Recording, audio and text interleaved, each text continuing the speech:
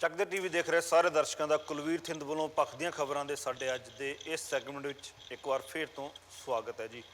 ਮੇਰੇ ਨਾਲ ਫਿਰ ਤੋਂ ਜੁੜ ਚੁੱਕੇ ਨੇ ਜੀ ਸ਼ਬਦੀਸ਼ ਜੀ ਚੰਡੀਗੜ੍ਹ ਤੋਂ ਤੇ ਸੀਪੀ ਜੀ ਚੰਡੀਗੜ੍ਹ ਤੋਂ। ਸਵਾਗਤ ਹੈ ਜੀ ਤੁਹਾਡਾ। ਥੈਂਕ ਯੂ ਜੀ। ਥੈਂਕ ਯੂ ਜੀ। ਦੂਸਰੀ ਗੱਲਬਾਤ ਜਿਹੜੀ ਅਸੀਂ ਅੱਜ ਪੱਖ ਦੀਆਂ ਖਬਰਾਂ ਦੇ ਸੈਗਮੈਂਟ ਵਿੱਚ ਕਰਨ ਜਾ ਰਹੇ ਹਾਂ ਉਹ ਗੱਲਬਾਤ ਵੀ ਪੰਜਾਬ ਤੋਂ ਹੀ ਆ, ਕਿਉਂਕਿ ਪੰਜਾਬ ਦੀ ਇਲੈਕਸ਼ਨ ਸਿਰ ਤੇ ਆ ਗਈ ਆ ਤੇ ਜ਼ਿਆਦਾਤਰ ਮੁੱਦੇ ਜਿਹੜੇ ਆਉਣ ਵਾਲੇ ਸਮੇਂ ਵਿੱਚ ਘੱਟੋ ਘੱਟ 4-5 ਫਰਵਰੀ ਤੱਕ ਤੇ ਜਿਹੜੇ ਹੋਣਗੇ ਉਹ ਪੰਜਾਬ ਦੀ ਇਲੈਕਸ਼ਨ ਨਾਲ ਸੰਬੰਧਿਤ ਹੀ ਹੋਣਗੇ। ਸਾਡੇ ਗੱਲਬਾਤ ਕਰਾਂਗੇ ਸ਼ੁਰੂ ਅਸੀਂ ਪੰਜਾਬ ਦੇ ਵਿੱਚ ਕਾਂਗਰਸ ਦੇ ਜਿਹੜੇ ਨਵੀਆਂ ਡਿਵੈਲਪਮੈਂਟਸ ਹੋ ਰਹੀਆਂ ਉਹਦੇ 'ਤੇ। ਕਾਂਗਰਸ ਦਾ ਮੈਨੀਫੈਸਟੋ ਜਿਹੜਾ ਅੱਜ ਰਿਲੀਜ਼ ਹੋਣ ਜਾ ਰਿਹਾ ਔਰ ਕਾਂਗਰਸ ਦੇ ਮੈਨੀਫੈਸਟੋ ਦੇ ਵਿੱਚ ਜਿਹੜੇ ਰਿਲੀਜ਼ ਦੀ ਉਹਨਾਂ ਨੇ ਜਗ੍ਹਾ ਰੱਖੀ ਹੈ ਦਿੱਲੀ ਵਿੱਚ। ਮਨਮੋਹਨ ਸਿੰਘ ਜੀ ਇਹ ਮੈਨੀਫੈਸਟੋ ਰਿਲੀਜ਼ ਕਰਨ ਜਾ ਰਹੇ ਨੇ ਤੇ ਨਾਲ ਨਾਲ ਦਿੱਲੀ ਦੇ ਨਾਲ ਹੀ ਪੰਜਾਬ ਦੇ ਵਿੱਚ ਜਿਹੜੇ ਚੰਡੀਗੜ੍ਹ, ਅੰਮ੍ਰਿਤਸਰ, ਲੁਧਿਆਣਾ, ਜਲੰਧਰ ਤੇ ਬਠਿੰਡਾ ਵਿੱਚ ਵੀ ਇਹ ਜਿਹੜਾ ਹੈਗਾ ਸਾਈਮਲਟੇਨੀਅਸਲੀ ਜਿਹੜਾ ਉਹ ਮੈਨੀਫੈਸਟੋ ਰਿਲੀਜ਼ ਕੀਤਾ ਜਾਵੇਗਾ। ਜੇ ਆਪਾਂ ਮੈਨੀਫੈਸਟੋ ਦੀ ਗੱਲ ਕਰੀਏ ਤੇ ਇਹਦਾ ਨਾਮ ਜਿਹੜਾ ਰੱਖਿਆ ਹੈ ਉਹ ਨਵਾਂ ਨਰੋਆ ਪੰਜਾਬ ਲਿਆਈਏ, ਕੈਪਟਨ ਦੀ ਸਰਕਾਰ ਬਣਾਈਏ। ਜਿਹੜਾ ਮੈਨੀਫੈਸਟੋ ਆ ਉਹਦੇ ਉੱਪਰ ਇਹ ਟੈਗ ਲਾਈਨ ਰੱਖੀ ਗਈ ਹੈ, ਨਵਾਂ ਨਰੋਆ ਪੰਜਾਬ ਲਿਆਈਏ, ਕੈਪਟਨ ਦੀ ਸਰਕਾਰ ਬਣਾਈਏ। ਤੇ ਜੇ ਆਪਾਂ ਹੈਡਲਾਈਨ ਕਹੀਏ ਤੇ ਉਹਦੇ ਵਿੱਚ 9 ਪੁਆਇੰਟ ਕੋਈ ਏਜੰਡਾ ਹੋਵੇਗਾ ਸ਼ਾਇਦ, ਜਿਹਦੇ ਵਿੱਚ ਉਹਨਾਂ ਨੇ ਰੱਖਿਆ ਕਿ ਕੈਪਟਨ ਦੇ 9 ਪੁਆਇੰਟ। ਇਹ ਜਿਹੜਾ ਮੈਨੀਫੈਸਟੋ ਹੈ ਮੇਰਾ ਖਿਆਲ ਹੈ ਇਹ 9 ਪੁਆਇੰਟ ਵਾਲਾ ਕੋਈ ਮੈਨੀਫੈਸਟੋ ਹੈ ਜੋ ਖਾਸ ਤੌਰ 'ਤੇ ਮਨਮੋਹਨ ਸਿੰਘ ਜੀ ਹੁਣਾਂ ਕੋਲੋਂ ਜਿਹੜਾ ਉਹ ਰਿਲੀਜ਼ ਕਰਵਾਇਆ ਜਾ ਰਿਹਾ। ਪਰ ਆਪਾਂ ਜੇ ਅਗਰ ਗੱਲ ਕਰੀਏ ਤਾਂ ਚੋਣ ਮੈਨੀਫੈਸਟੋ ਤੇ ਕਾਂਗਰਸ ਦਾ ਆ ਗਿਆ, ਪਰ ਅਜੇ ਤੱਕ ਕਾਂਗਰਸ ਦੇ ਜਿਹੜੇ ਹੈਗੇ 40 ਸੀਟਾਂ ਉਹ ਇਹੋ ਜਿਹੀਆਂ ਨੇ ਜਿਨ੍ਹਾਂ ਦੇ ਉੱਪਰ ਉਹਨਾਂ ਨੇ ਆਪਣੇ ਉਮੀਦਵਾਰ ਨਹੀਂ ਐਲਾਨੇ। ਵੱਖ-ਵੱਖ ਹਲਕਿਆਂ ਦੇ ਵਿੱਚੋਂ ਜਿਹੜੇ ਕਾਫੀ ਵੱਡੇ ਵੱਡੇ ਲੀਡਰ ਵੀ ਹੈਗੇ ਨੇ ਉਹ ਵੀ ਵੇਟਿੰਗ ਦੇ ਵਿੱਚ ਨੇ ਔਰ ਜਿਹੜੇ ਲੋਕਾਂ ਨੇ ਅਕਾਲੀ ਦਲ, ਬੀਜੇਪੀ ਜਾਂ ਆਮ ਆਦਮੀ ਪਾਰਟੀ ਛੱਡੀ ਹੈ ਤੇ ਕਾਂਗਰਸ ਵਿੱਚ ਗਏ ਨੇ ਉਹ ਵੀ ਅਜੇ ਵੇਟਿੰਗ ਲਿਸਟ ਦੇ ਵਿੱਚ ਨੇ।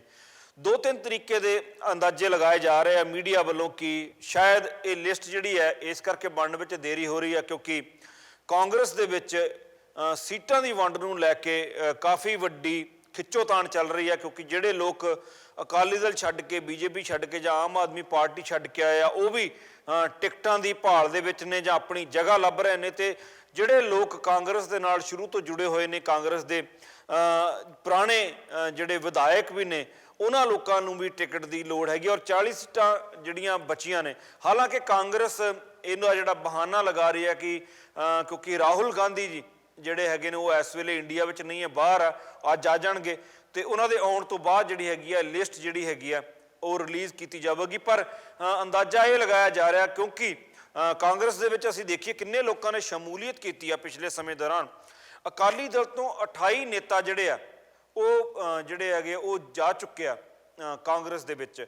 11 ਆਮ ਆਦਮੀ ਪਾਰਟੀ ਦੇ ਨੇਤਾ ਜਿਹੜੇ ਕਾਂਗਰਸ ਜੁਆਇਨ ਕਰ ਚੁੱਕੇ ਔਰ 6 ਬੀਜੇਪੀ ਤੋਂ ਜਿਹੜੇ ਨੇਤਾ ਹੈਗੇ ਆ ਉਹ ਕਾਂਗਰਸ ਜੁਆਇਨ ਕਰ ਚੁੱਕੇ ਆ। ਜੇ ਆਪਾਂ ਗੱਲ ਕਰੀਏ ਪ੍ਰਗਟ ਸਿੰਘ ਹੁਣਾਂ ਦੀ, ਫਿਲੌਰ ਸਾਹਿਬ ਦੀ, ਵਿਕਰਮ ਚੌਧਰੀ ਜੀ, ਨਵਜੋਤ ਕੌਰ ਸਿੱਧੂ ਜਾਂ ਨਵਜੋਤ ਸਿੱਧੂ ਹੋਣਗੇ, ਇਹਨਾਂ ਲੋਕਾਂ ਦੀਆਂ ਸੀਟਾਂ ਨੂੰ ਲੈ ਕੇ ਮੇਰਾ ਖਿਆਲ ਹੈ 12-13 ਇਹੋ ਜਿਹੀਆਂ ਸੀਟਾਂ ਹੋਣਗੀਆਂ ਜਿਨ੍ਹਾਂ ਨੂੰ ਲੈ ਕੇ ਸ਼ਾਇਦ ਕਾਂਗਰਸ ਦੇ ਵਿੱਚ ਅਜੇ ਵੀ ਖਿੱਚੋਤਾਣ ਬਣੀ ਹੋਈ ਹੈ, ਅਜੇ ਵੀ ਦਬਾਅ ਬਣਿਆ ਹੋਇਆ ਕਾਂਗਰਸ ਦੇ ਲੋਕਾਂ ਦੇ ਉੱਪਰ, ਸੀਨੀਅਰ ਕਮਾਂਡ ਦੇ ਉੱਪਰ ਕਿ ਕਿਹਨੂੰ ਟਿਕਟ ਦਿੱਤੀ ਜਾਵੇ।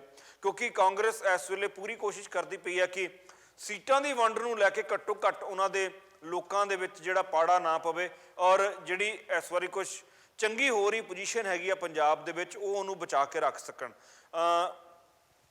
ਮੈਨੀਫੈਸਟੋ ਦੇ ਉੱਪਰ ਜਾਣ ਤੋਂ ਪਹਿਲਾਂ ਅਸੀਂ ਗੱਲ ਕਰਾਂਗੇ ਕਿ ਨਵਜੋਤ ਸਿੱਧੂ ਦਾ ਆਉਣਾ ਜਿਹੜਾ ਹੈ ਉਹ ਬਹੁਤ ਦਿਨਾਂ ਤੋਂ ਕਨਫਰਮ ਵਰਗਾ ਹੀ ਹੈ, ਪਰ ਹੋਪਫੁਲੀ ਕੱਲ੍ਹ ਉਹ ਜੁਆਇਨ ਕਰਨਗੇ ਤਾਂ ਅੰਮ੍ਰਿਤਸਰ ਈਸਟ ਤੋਂ ਜਿਹੜੀ ਉਹ ਟਿਕਟ ਵੀ ਜਿਹੜੀ ਹੈਗੀ ਆ ਉਹਨਾਂ ਦੀ ਜਿਹੜੀ ਕਨਫਰਮ ਹੋ ਜਾਏਗੀ। ਉਹਨਾਂ ਦੀ ਵਾਈਫ ਵੱਲੋਂ, ਨਵਜੋਤ ਕੌਰ ਸਿੱਧੂ ਵੱਲੋਂ ਇਸ ਗੱਲ ਦਾ ਜਿਹੜਾ ਹੈਗਾ ਉਹ ਬਿਆਨ ਵੀ ਆ ਗਿਆ ਕਿ ਨਵਜੋਤ ਸਿੱਧੂ ਕੱਲ੍ਹ ਪਾਰਟੀ ਰਾਹੁਲ ਗਾਂਧੀ ਦੇ ਪ੍ਰੈਜ਼ੈਂਸ ਦੇ ਵਿੱਚ ਪਾਰਟੀ ਜੁਆਇਨ ਕਰਨਗੇ ਤਾਂ ਉਸ ਤੋਂ ਬਾਅਦ ਉਹਨਾਂ ਦੀ ਸੀਟ ਦਾ ਐਲਾਨ ਵੀ ਕੀਤਾ ਜਾਵੇਗਾ।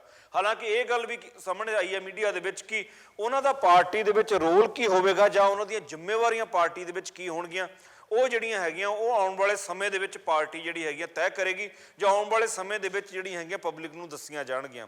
ਅਗਰ ਕੈਪਟਨ ਸਾਹਿਬ ਦੀ ਗੱਲ ਕਰੀਏ ਤਾਂ ਉਹਨਾਂ ਨੇ ਇਹ ਕਿਹਾ ਹੈ ਕਿ ਸਿੱਧੂ ਦੇ ਨਾਲ ਇਹੋ ਜਿਹੀ ਕੋਈ ਵੀ ਗੱਲਬਾਤ ਨਹੀਂ ਹੋਈ ਕਿ ਜਿਹਦੇ ਵਿੱਚ ਉਹਨਾਂ ਨੂੰ ਉਪ ਮੁੱਖ ਮੰਤਰੀ ਬਣਾਉਣ ਦੀ ਗੱਲ ਕੀਤੀ ਗਈ ਹੋਵੇ ਜਾਂ ਵਾਅਦਾ ਕੀਤਾ ਗਿਆ ਹੋਵੇ। ਹਾਲਾਂਕਿ ਅਰਵਿੰਦ ਕੇਜਰੀਵਾਲ ਵੱਲੋਂ ਇੱਕ ਬਿਆਨ ਆਇਆ ਕਿ ਨਵਜੋਤ ਸਿੰਘ ਸਿੱਧੂ ਨੂੰ ਉਪ ਮੁੱਖ ਮੰਤਰੀ ਦੀ ਜਿਹੜੀ ਹੈਗੀ ਕੁਰਸੀ ਹੈਗੀ ਆ ਉਹ ਨੈਗੋਸ਼ੀਏਸ਼ਨ ਵੇਲੇ ਆਫਰ ਕੀਤੀ ਗਈ ਸੀ, ਪਰ ਨਵਜੋਤ ਸਿੰਘ ਸਿੱਧੂ ਨੇ ਉਪ ਮੁੱਖ ਮੰਤਰੀ ਦੇ ਅਹੁਦੇ ਨੂੰ ਲੈਣ ਤੋਂ ਮਨਾ ਕਰ ਦਿੱਤਾ ਸੀ। ਤੇ ਅਰਵਿੰਦ ਕੇਜਰੀਵਾਲ ਦਾ ਇਹ ਵੀ ਕਹਿਣਾ ਹੈ ਕਿ ਕਾਂਗਰਸ ਵੱਲੋਂ ਉਹਨਾਂ ਨੂੰ ਮੁੱਖ ਮੰਤਰੀ ਦੀ ਕੁਰਸੀ ਜਿਹੜੀ ਹੈਗੀ ਆ ਉਹਦਾ ਦਾਅਵਾ ਕੀਤਾ ਗਿਆ। ਹਾਲਾਂਕਿ ਇਹਦੇ ਵਿੱਚ ਕਿਤੇ ਵੀ ਕੋਈ ਸੱਚਾਈ ਨਹੀਂ ਲੱਗਦੀ, ਬੜਾ ਹਾਸੋਹੀਣਾ ਜਿਹਾ ਬਿਆਨ ਲੱਗਦਾ ਉਹਨਾਂ ਦਾ, ਕਿਉਂਕਿ ਜਦੋਂ ਚੋਣ ਮੈਨੀਫੈਸਟੋ ਦੇ ਉੱਪਰ ਲਿਖ ਕੇ ਆਉਂਦਾ ਕਿ ਨਵਾਂ ਨਰੂਆ ਪੰਜਾਬ ਲਿਆਈਏ, ਕੈਪਟਨ ਦੀ ਸਰਕਾਰ ਬਣਾਈਏ, ਤਾਂ ਮੇਰਾ ਨਹੀਂ ਖਿਆਲ ਆ ਕਿ ਕਿਤੇ ਕੋਈ ਸ਼ੰਕਾ ਰਹਿ ਜਾਂਦਾ ਇਸ ਗੱਲ ਦਾ ਕਿ ਨਵਜੋਤ ਸਿੱਧੂ ਨੂੰ CM ਦੀ ਆਫਰ ਕਰਕੇ ਉਹਨਾਂ ਨੇ ਪਾਰਟੀ ਜੁਆਇਨ ਕਰਵਾਈ ਆ। ਇਹ ਤੇ ਸਮਾਂ ਦੱਸੇਗਾ ਕਿ ਨਵਜੋਤ ਸਿੱਧੂ ਨੂੰ ਕਿਹੜੀ ਗੱਲ ਕਰਕੇ ਕਾਂਗਰਸ ਜਿਹੜੀ ਹੈਗੀ ਆ ਉਹ ਪਸੰਦ ਆ ਗਈ ਇੰਨੀ ਜ਼ਿਆਦਾ ਬਾਕੀ ਪਾਰਟੀਆਂ ਦੇ ਨਾਲ ਨੈਗੋਸ਼ੀਏਸ਼ਨ ਤੋਂ ਬਾਅਦ। ਪਰ ਇੱਕ ਗੱਲ ਤੈਅ ਹੈ ਕਿ ਕਾਂਗਰਸ ਜਿਹੜੀਆਂ ਆਉਣ ਵਾਲੀਆਂ 40 ਸੀਟਾਂ ਹੈਗੀਆਂ ਉਹਨਾਂ ਨੂੰ ਜਿਹੜਾ ਹੈਗਾ ਵੰਡਣ ਤੋਂ ਪਹਿਲਾਂ ਕਾਫੀ ਜ਼ਿਆਦਾ ਕਸੂਤੀ ਸਥਿਤੀ ਦੇ ਵਿੱਚ ਫਸੀ ਹੋਈ ਆ, ਕਾਫੀ ਜ਼ਿਆਦਾ ਮੁਸ਼ਕਿਲ ਹੋ ਰਹੀ ਆ ਉਹਨੂੰ ਆਪਣੀਆਂ ਜਿਹੜੀਆਂ ਇਹ 40 ਸੀਟਾਂ ਫਾਈਨਲ ਕਰਨ ਵਾਸਤੇ। ਸ਼ਿਵਦੀਪ ਜੀ, ਗੱਲਬਾਤ ਸ਼ੁਰੂ ਕਰਾਂਗੇ ਤੁਹਾਡੇ ਤੋਂ ਜੀ। ਕੀ ਕਾਰਨ ਲੱਗਦੇ ਆ ਤੁਹਾਨੂੰ ਕਿ ਸਿਰਫ 24-25 ਦਿਨ ਰਹਿ ਗਏ ਨੇ ਔਰ ਅਜੇ ਤੱਕ ਕਾਂਗਰਸ ਨੇ ਆਪਣੇ ਕੈਂਡੀਡੇਟ ਵੀ ਅਨਾਉਂਸ ਨਹੀਂ ਕੀਤੇ? ਇਹਦੇ ਤੋਂ ਇੱਕ ਗੱਲ ਤਾਂ ਕੁਲਵੀਰ ਜੀ ਬਹੁਤ ਹੀ ਕਲੀਅਰ ਹੈ ਕਿ ਕਾਂਗਰਸ ਦੇ ਵਿੱਚ ਕੁਝ ਸੀਟਾਂ ਨੂੰ ਲੈ ਕੇ ਬਹੁਤ ਵੱਡਾ ਰੇੜਕਾ ਪੈ ਚੁੱਕਾ।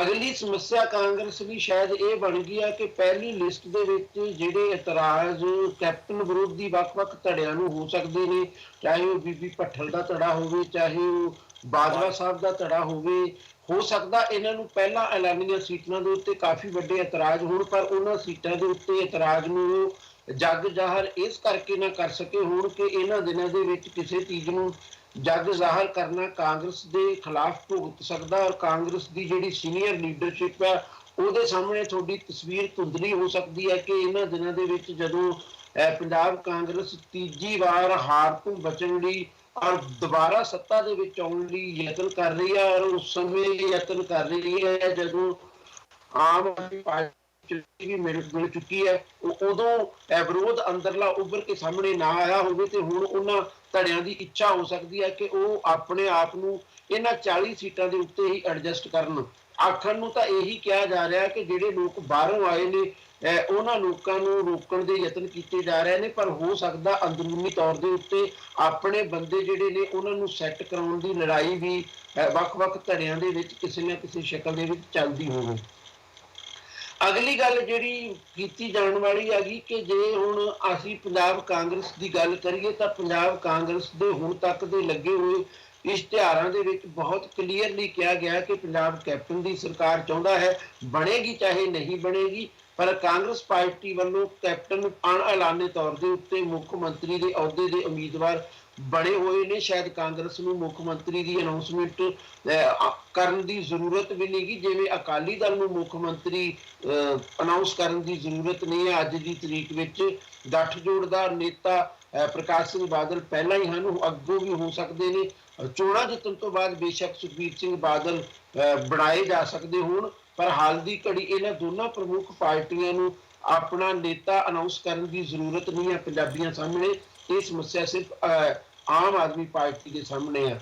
ਔਰ ਮੈਨੂੰ ਇਹ ਲੱਗਦਾ ਕਿ ਜਿਨ੍ਹਾਂ ਸੀਟਾਂ ਦੇ ਉੱਤੇ ਰੇੜਕੇ ਦੀ ਗੱਲ ਕੀਤੀ ਜਾ ਰਹੀ ਹੈ ਉਹਨਾਂ ਸੀਟਾਂ ਦੇ ਉੱਤੇ ਰੇੜਕਾ ਦੋ ਤਰੀਕੇ ਦੇ ਨਾਲ ਹੀ ਹੈ, ਜਿਵੇਂ ਮੈਂ ਪਹਿਲਾਂ ਵੀ ਕਹਿ ਚੁੱਕਾ। ਇੱਕ ਤਾਂ ਬਾਹਰੋਂ ਆਏ ਲੋਕਾਂ ਦੇ ਲਈ, ਦੂਜਾ ਇਹਨਾਂ 40 ਸੀਟਾਂ ਦੇ ਵਿੱਚ ਹੀ ਆਪੋ ਆਪਣੇ ਧੜੇ ਦੀ ਪਹਿਲਾਂ ਰਹਿ ਗਈ ਨੁਮਾਇੰਦਗੀ ਨੂੰ ਵਧਾਉਣ ਦੀ। ਔਰ ਕਾਂਗਰਸ ਦੀ ਕੋਸ਼ਿਸ਼ ਇਹੀ ਹੋਏਗੀ ਕਿ ਇਹ ਜਿਹੜਾ ਆਪਣੀ ਧੜੇਬੰਦੀ ਨੂੰ ਘੱਟੋ ਘੱਟ ਵਿੱਚ ਟੱਕੀ ਰਿੱਝਣ ਵਾਂਗੂ ਰੱਖਦੇ ਹੋਏ ਉਹ ਕੋਸ਼ਿਸ਼ ਕਰਨ ਕਿ ਜ਼ਾਹਰਾ ਤੌਰ ਦੇ ਉੱਤੇ ਕੋਈ ਬਹੁਤ ਬਖੇੜਾ ਖੜਾ ਨਾ ਹੋਵੇ, ਕਿਉਂਕਿ ਦਿਨ ਵੀ ਬਹੁਤ ਥੋੜੇ ਰਹਿ ਗਏ ਨੇ।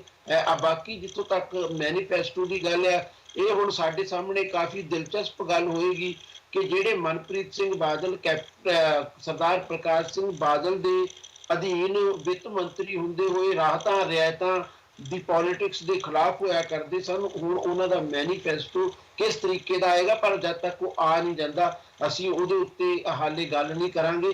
ਗੱਲ ਅਸੀਂ ਉਹਦੇ ਉੱਤੇ ਕੱਲ ਜਾਂ ਪਰਸੋਂ ਜਦੋਂ ਵੀ ਮੌਕਾ ਮਿਲੇਗਾ ਕਰ ਸਕਾਂਗੇ।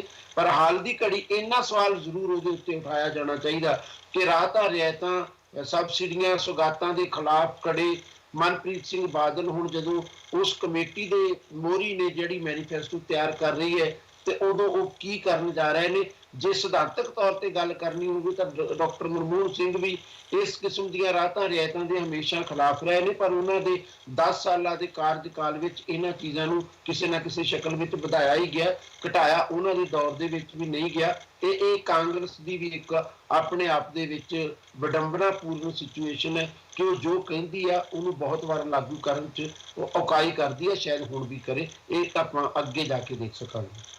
ਸੀਪੀ ਜੀ कुलवीर जी बिल्कुल देखो टाइम लग रहा है और बहुत ज्यादा वेट करनी पै रही है बाकी पार्टियां ਨੂੰ ਵੀ ਕਿਉਂਕਿ ਉਹ ਜਿਹੜੇ ਕੰਸਟੀਟੂਐਂਸੀਜ਼ ਦੇ ਵਿੱਚ ਉਹਨਾਂ ਨੇ ਆਪਣੇ ਕੈਂਡੀਡੇਟ ਅਨਾਉਂਸ ਕਰ ਦਿੱਤੇ ਹੈ, ਉੱਥੇ ਹਾਲੇ ਕਾਂਗਰਸ ਦੇ ਆਉਣੇ ਬਾਕੀ ਹੈ। ਸੋ ਤੁਸੀਂ ਦੇਖਿਆ ਹੋਵੇਗਾ ਪਿਛਲੇ ਕੁਝ ਸਮੇਂ ਦੇ ਵਿੱਚ ਅਕਾਲੀ ਦਲ ਪਾਰਟੀ ਵੱਲ ਵਿੱਚੋਂ ਜਾਂ ਕੁਝ ਹੋਰ ਇਦਾਂ ਦੀਆਂ ਮੇਨ ਪਾਰਟੀਆਂ ਦੇ ਵਿੱਚੋਂ ਕੁਝ ਪ੍ਰਮੁੱਖ ਜਿਹੜੇ ਮੈਂਬਰ ਸੀ ਉਹਨਾਂ ਦੇ ਜਾਂ ਵਲੰਟੀਅਰ ਸੀ ਜਾਂ ਨੇਤਾ ਸੀਗੇ ਉਹ ਛੱਡ ਕੇ ਕਾਂਗਰਸ ਵਿੱਚ ਆਏ ਔਰ ਕਾਂਗਰਸ ਨੂੰ ਉਹਨਾਂ ਸੀਟਾਂ ਦੇ ਉੱਪਰ ਡਿਸੀਜਨ ਲੈਣਾ ਬਹੁਤ ਔਖਾ ਹੋਇਆ ਹੈ।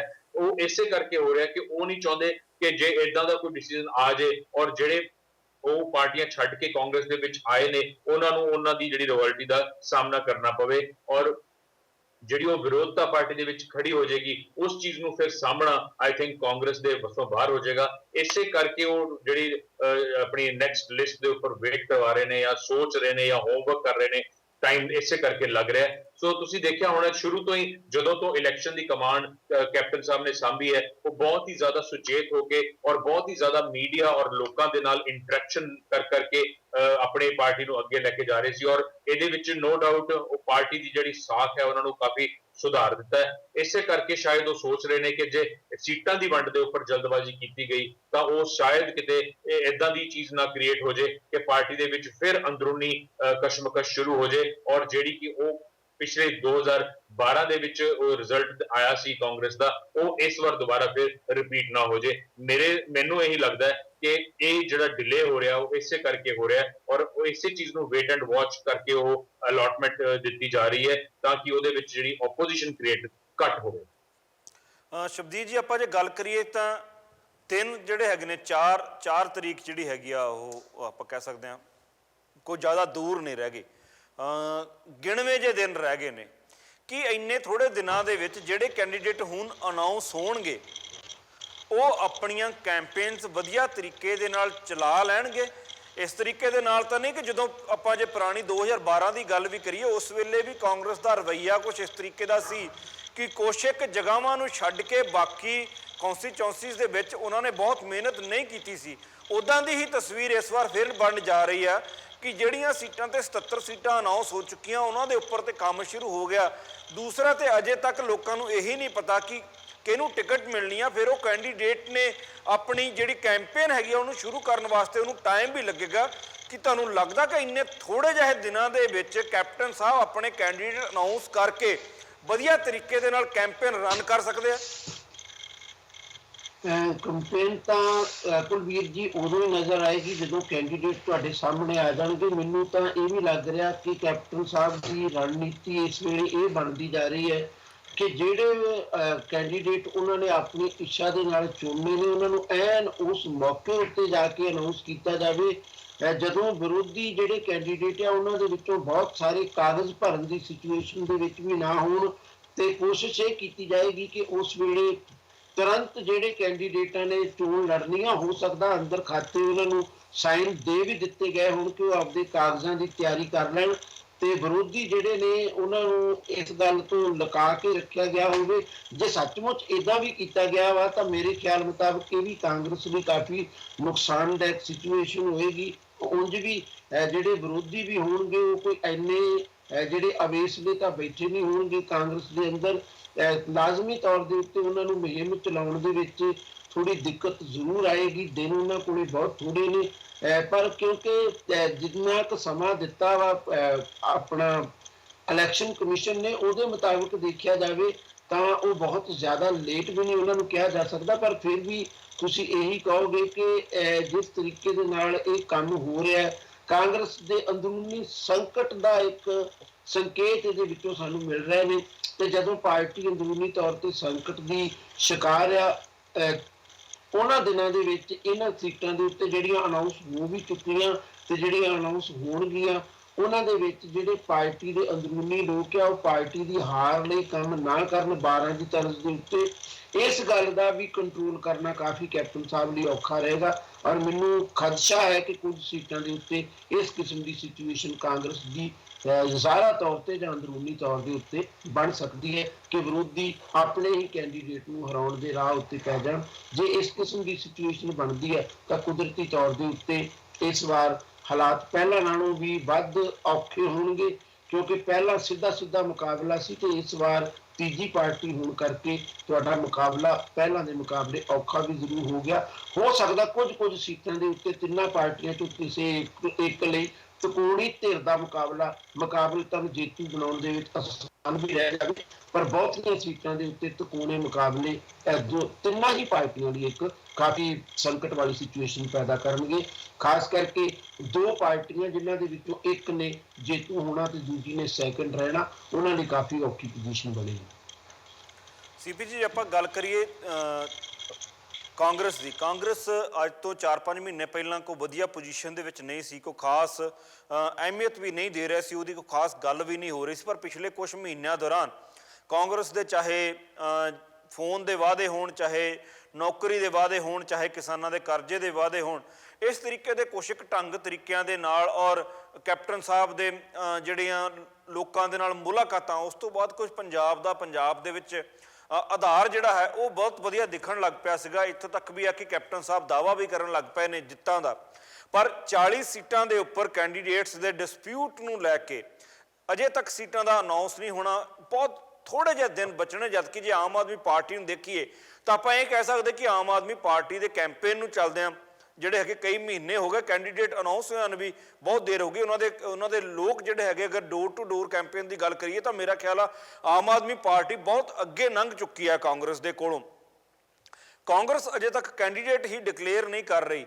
ਤੁਹਾਨੂੰ ਕੀ ਲੱਗਦਾ ਕਿ ਕਾਂਗਰਸ ਦੇ ਹੱਕ ਦੇ ਵਿੱਚ ਜਾਏਗੀ ਇਹ ਗੱਲ, ਜਾਂ ਇਹ ਗੱਲ ਕਾਂਗਰਸ ਜਿਹੜੀ ਕਿ ਬੁਰੇ ਹਾਲਾਤਾਂ ਚੋਂ ਨਿਕਲ ਕੇ ਅੱਜ ਥੋੜੇ ਬਹੁਤ ਜਿਹੜੇ ਹੈਗੇ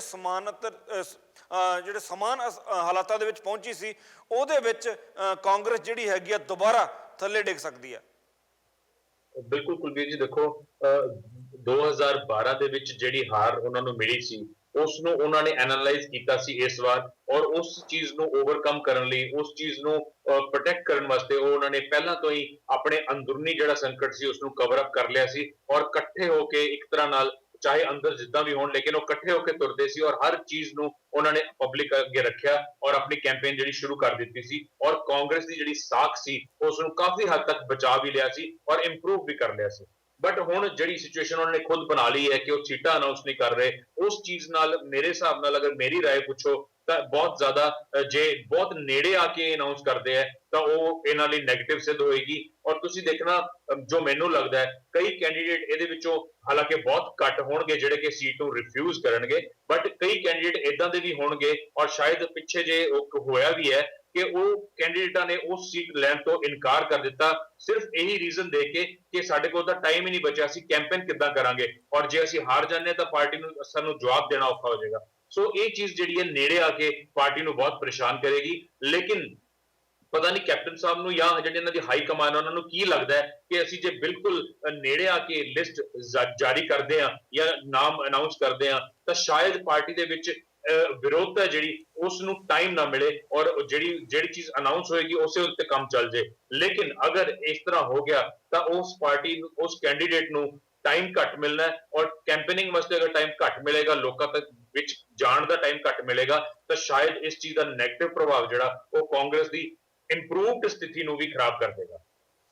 ਸ਼ਬਦੀਪ ਜੀ, ਜੇ ਆਪਾਂ ਗੱਲ ਕਰੀਏ ਤਾਂ ਪਿਛਲੀ ਵਾਰ 2012 ਦੇ ਵਿੱਚ ਇੱਕ ਚੀਜ਼ ਨਿਕਲ ਕੇ ਸਾਹਮਣੇ ਆਈ ਸੀ, ਮੀਡੀਆ ਦੇ ਵਿੱਚ ਕਿਤੇ ਚਰਚਾ ਵੀ ਹੁੰਦੀ ਰਹੀ ਇਸ ਗੱਲ ਦੀ ਕਿ ਉਸ ਵੇਲੇ ਕੁਛ ਕੁ ਸੀਟਾਂ ਦੇ ਉੱਪਰ ਕਾਂਗਰਸ ਇੰਨੀ ਕੌਨਫੀਡੈਂਟ ਸੀ ਤੇ ਉਹ ਚਾਹੁੰਦੀ ਸੀ ਕਿ ਉਹੀ ਸੀਟਾਂ ਸਿਰਫ ਜਿੱਤੀਆਂ ਜਾਣ ਤੇ ਉਹਦੇ ਨਾਲ ਹੀ ਸਰਕਾਰ ਬਣਾ ਲਈਏ, ਤੇ ਬਹੁਤ ਸਾਰੀਆਂ ਸੀਟਾਂ ਵੱਲ ਤਵੱਜੋ ਨਹੀਂ ਦਿੱਤੀ ਗਈ ਸੀ ਕਿ ਉਹਨਾਂ ਨੂੰ ਲੱਗਦਾ ਸੀ ਕਿ ਜਿੰਨੀਆਂ ਕੁ ਸੀਟਾਂ ਦੇ ਉੱਪਰ ਉਹ ਤਵੱਜੋ ਦੇ ਰਹੇ ਨੇ ਉਹਦੇ ਨਾਲ ਹੀ ਉਹਨਾਂ ਦੀ ਸਰਕਾਰ ਬਣ ਜਾਣੀ ਆ। ਪਰ ਬਹੁਤ ਥੋੜੀਆਂ 10-12 ਸੀਟਾਂ, ਔਰ ਮੇਰਾ ਖਿਆਲ ਹੈ ਜੇ ਜਿਹੜੀਆਂ 12 ਸੀਟਾਂ 500 ਦੇ ਫਰਕ ਨਾਲ ਉਹ ਹਾਰੇ ਸੀ ਉਹਦੇ ਨਾਲ ਹੀ ਉਹਨਾਂ ਦੀ ਸਰਕਾਰ ਬਣਨੀ ਰਹਿ ਗਈ ਸੀ।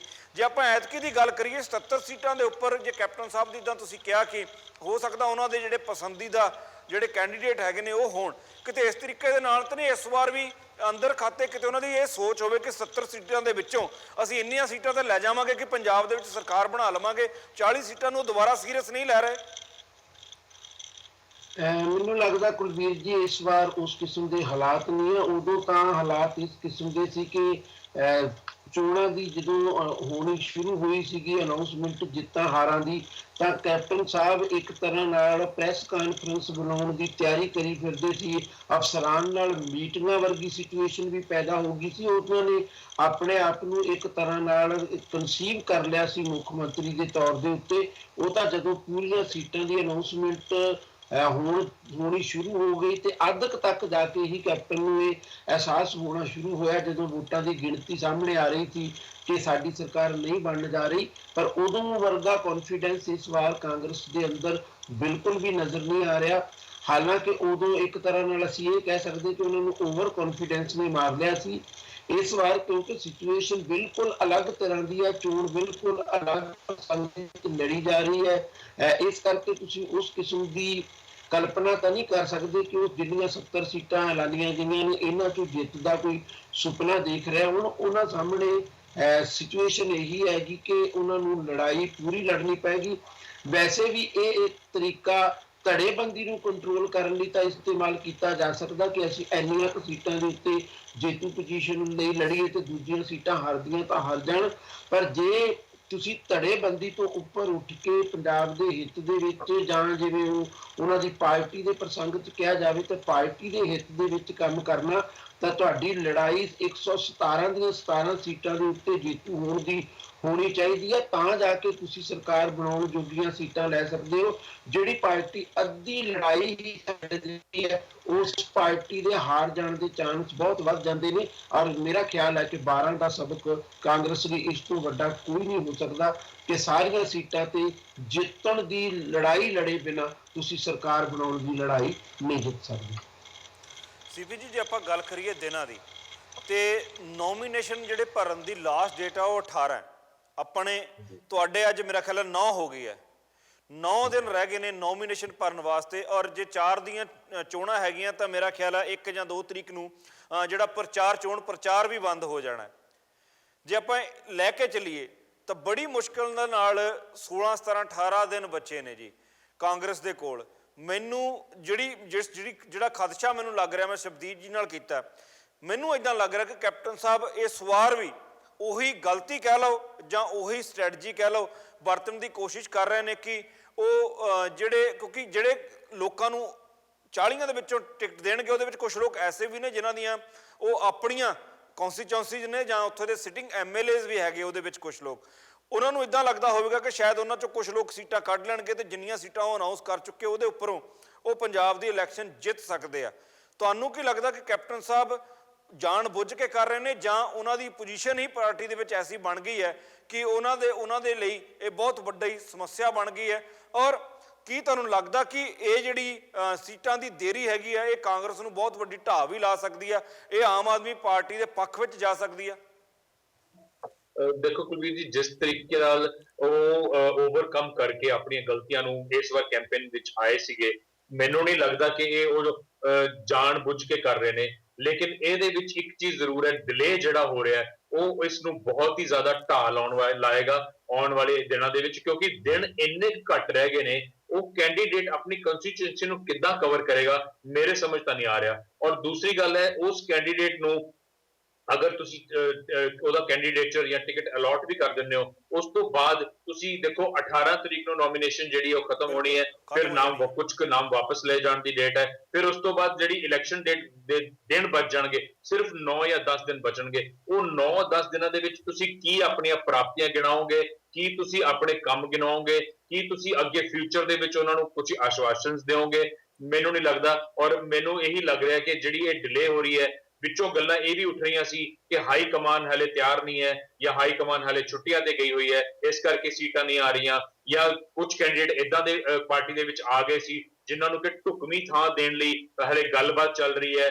ਮਤਲਬ ਕੀ ਹੋ ਰਿਹਾ ਪਾਰਟੀ ਦੇ ਵਿੱਚ ਉਹ ਠੀਕ ਹੈ, ਲੇਕਿਨ ਤੁਸੀਂ ਇਹ ਦੇਖੋ ਕਿ ਤੁਹਾਡਾ ਜਿਹੜਾ ਟਾਈਮ ਹੈ ਉਹ ਹੋਰ ਦਿਨ ਬ ਦਿਨ ਘਟਦਾ ਜਾ ਰਿਹਾ ਹੈ ਔਰ ਉਹ ਉਸ ਘਟਦੇ ਹੋਏ ਟਾਈਮ ਦੇ ਵਿੱਚ ਤੁਸੀਂ ਆਪਣੇ ਆਪ ਨੂੰ ਕਿਵੇਂ ਕਵਰ ਅਪ ਕਰੋਗੇ ਇਹ ਇੱਕ ਸੋਚਣ ਦਾ ਵਿਸ਼ਾ ਹੈ। ਔਰ ਮੈਨੂੰ ਇਹ ਲੱਗਦਾ ਹੈ ਕਿ ਜੇ ਇਸ ਤਰ੍ਹਾਂ ਚੱਲਦਾ ਰਿਹਾ ਚਾਹੇ ਇੱਕ ਅੱਧੇ ਦਿਨ ਦੇ ਵਿੱਚ ਵੀ ਉਹ ਸੀਟਾਂ ਅਨਾਉਂਸ ਕਰ ਦਿੰਦੇ ਆ ਫਿਰ ਵੀ ਇੰਨਾ ਘੱਟ ਟਾਈਮ ਬਚਣਾ ਕੁਲਵੀਰ ਜੀ ਕਿ ਪਾਰਟੀ ਦੀ ਜਿਹੜੀ ਬਣੀ ਬਣਾਈ ਇੱਕ ਵਧੀਆ ਸਾਖ ਸੀਗੀ ਥੋੜੀ ਇੰਪਰੂਵ ਕੀਤੀ ਸੀ ਉਹਨਾਂ ਨੇ ਡੈਮੇਜ ਨੂੰ ਕੰਟਰੋਲ ਕੀਤਾ ਸੀਗਾ ਉਹ ਫਿਰ ਮੈਨੂੰ ਲੱਗਦਾ ਉਸੇ ਪੋਜੀਸ਼ਨ ਤੇ ਖੜੀ ਹੋ ਜਾਏਗੀ ਔਰ ਜਿਹੜੀ ਇਲੈਕਸ਼ਨ ਦੇ ਵਿੱਚ ਜਿਹੜੇ ਰਿਜ਼ਲਟ ਨੇ ਉਹਦਾ ਬਹੁਤ ਜ਼ਿਆਦਾ ਅਸਰ ਨੈਗੇਟਿਵ ਹੀ ਪਏਗਾ ਕਾਂਗਰਸ ਦੇ ਉੱਤੇ।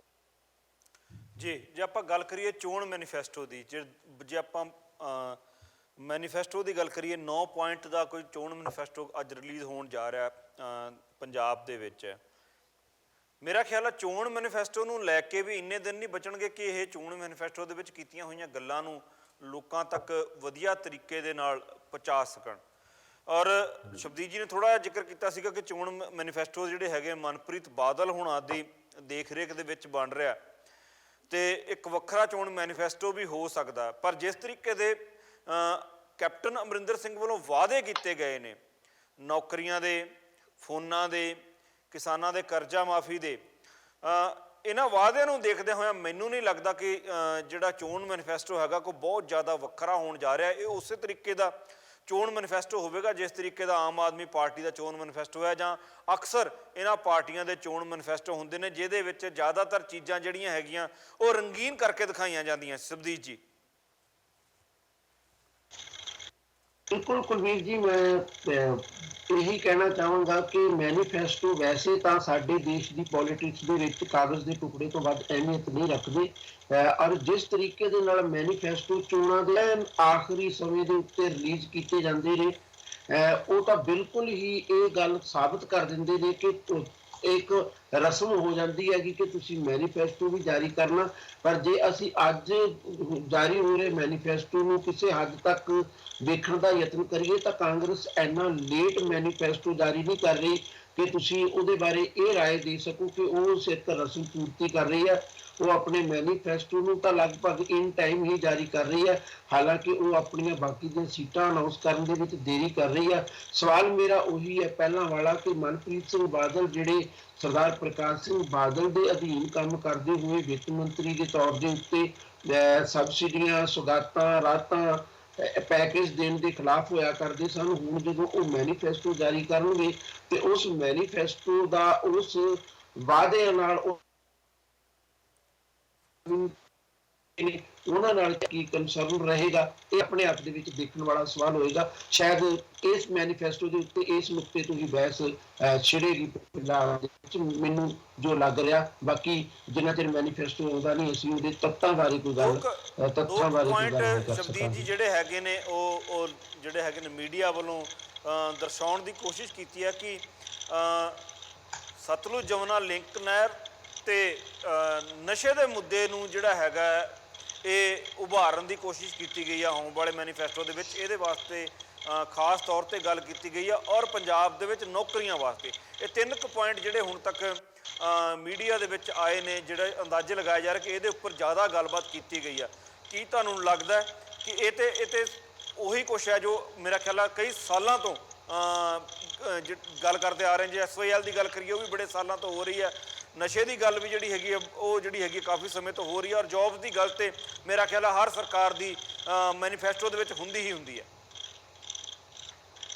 ਕੁਲਵੀਰ ਜੀ, ਜਿਹੜੇ ਹੁਣ ਤੱਕ ਸਾਡੇ ਕੋਲੇ ਸਰਵੇ ਆਏ ਨੇ, ਜੇ ਅਸੀਂ ਉਹਨਾਂ ਦੇ ਆਧਾਰ ਦੇ ਉੱਤੇ ਗੱਲ ਕਰੀਏ ਤਾਂ ਬਹੁਤ ਲੋਕਾਂ ਦੀ ਰਾਏ ਆ ਕਿ ਨਸ਼ੇ ਰੋਕਣ ਲਈ ਕੈਪਟਨ ਅਮਰਿੰਦਰ ਸਿੰਘ ਨੇ ਜਿਹੜੇ ਉਹ ਕਾਫੀ ਸਹਾਈ ਹੋ ਸਕਦੇ ਨੇ, ਸਰਵੇ ਇਹ ਕਹਿੰਦੇ ਨੇ। ਪਰ ਨਾਲ ਦੀ ਨਾਲ ਇਹ ਵੀ ਇੱਕ ਸੱਚਾਈ ਹੈ ਕਿ CBI ਨੂੰ ਜਾਂਚ ਸੌਂਪੀ ਜਾਵੇ ਭੋਲਾ ਕਾਂਡ ਦੀ। ਉਸ ਵੇਲੇ ਜਿਸ ਤਰੀਕੇ ਦਾ ਰੋਲ ਕੈਪਟਨ ਅਮਰਿੰਦਰ ਸਿੰਘ ਨੇ ਕੀਤਾ ਸੀ, ਬੜਾ ਹੀ ਉਹ ਦਿਨ ਬੜੇ ਦਿਲਚਸਪ ਨੇ ਜੇ ਕੋਈ ਉਹਨਾਂ ਦੀ ਉਸੇ ਸ਼ਕਲ ਦੇ ਵਿੱਚ ਯਾਦ ਕਰੇ। ਇੱਕ ਪਾਸੇ ਪਾਰਟੀ ਦੇ ਪ੍ਰਧਾਨ ਬਾਜਵਾ ਸਾਹਿਬ ਅੰਦੋਲਨ ਚਲਾ ਰਹੇ ਸਨ, ਰੈਲੀਆਂ ਕਰਕੇ, ਜਲਸੇ ਕਰਕੇ ਮੰਗ ਕਰ ਰਹੇ ਸਨ ਕਿ ਜਾਂਚ CBI ਨੂੰ ਸੌਂਪੀ ਜਾਵੇ।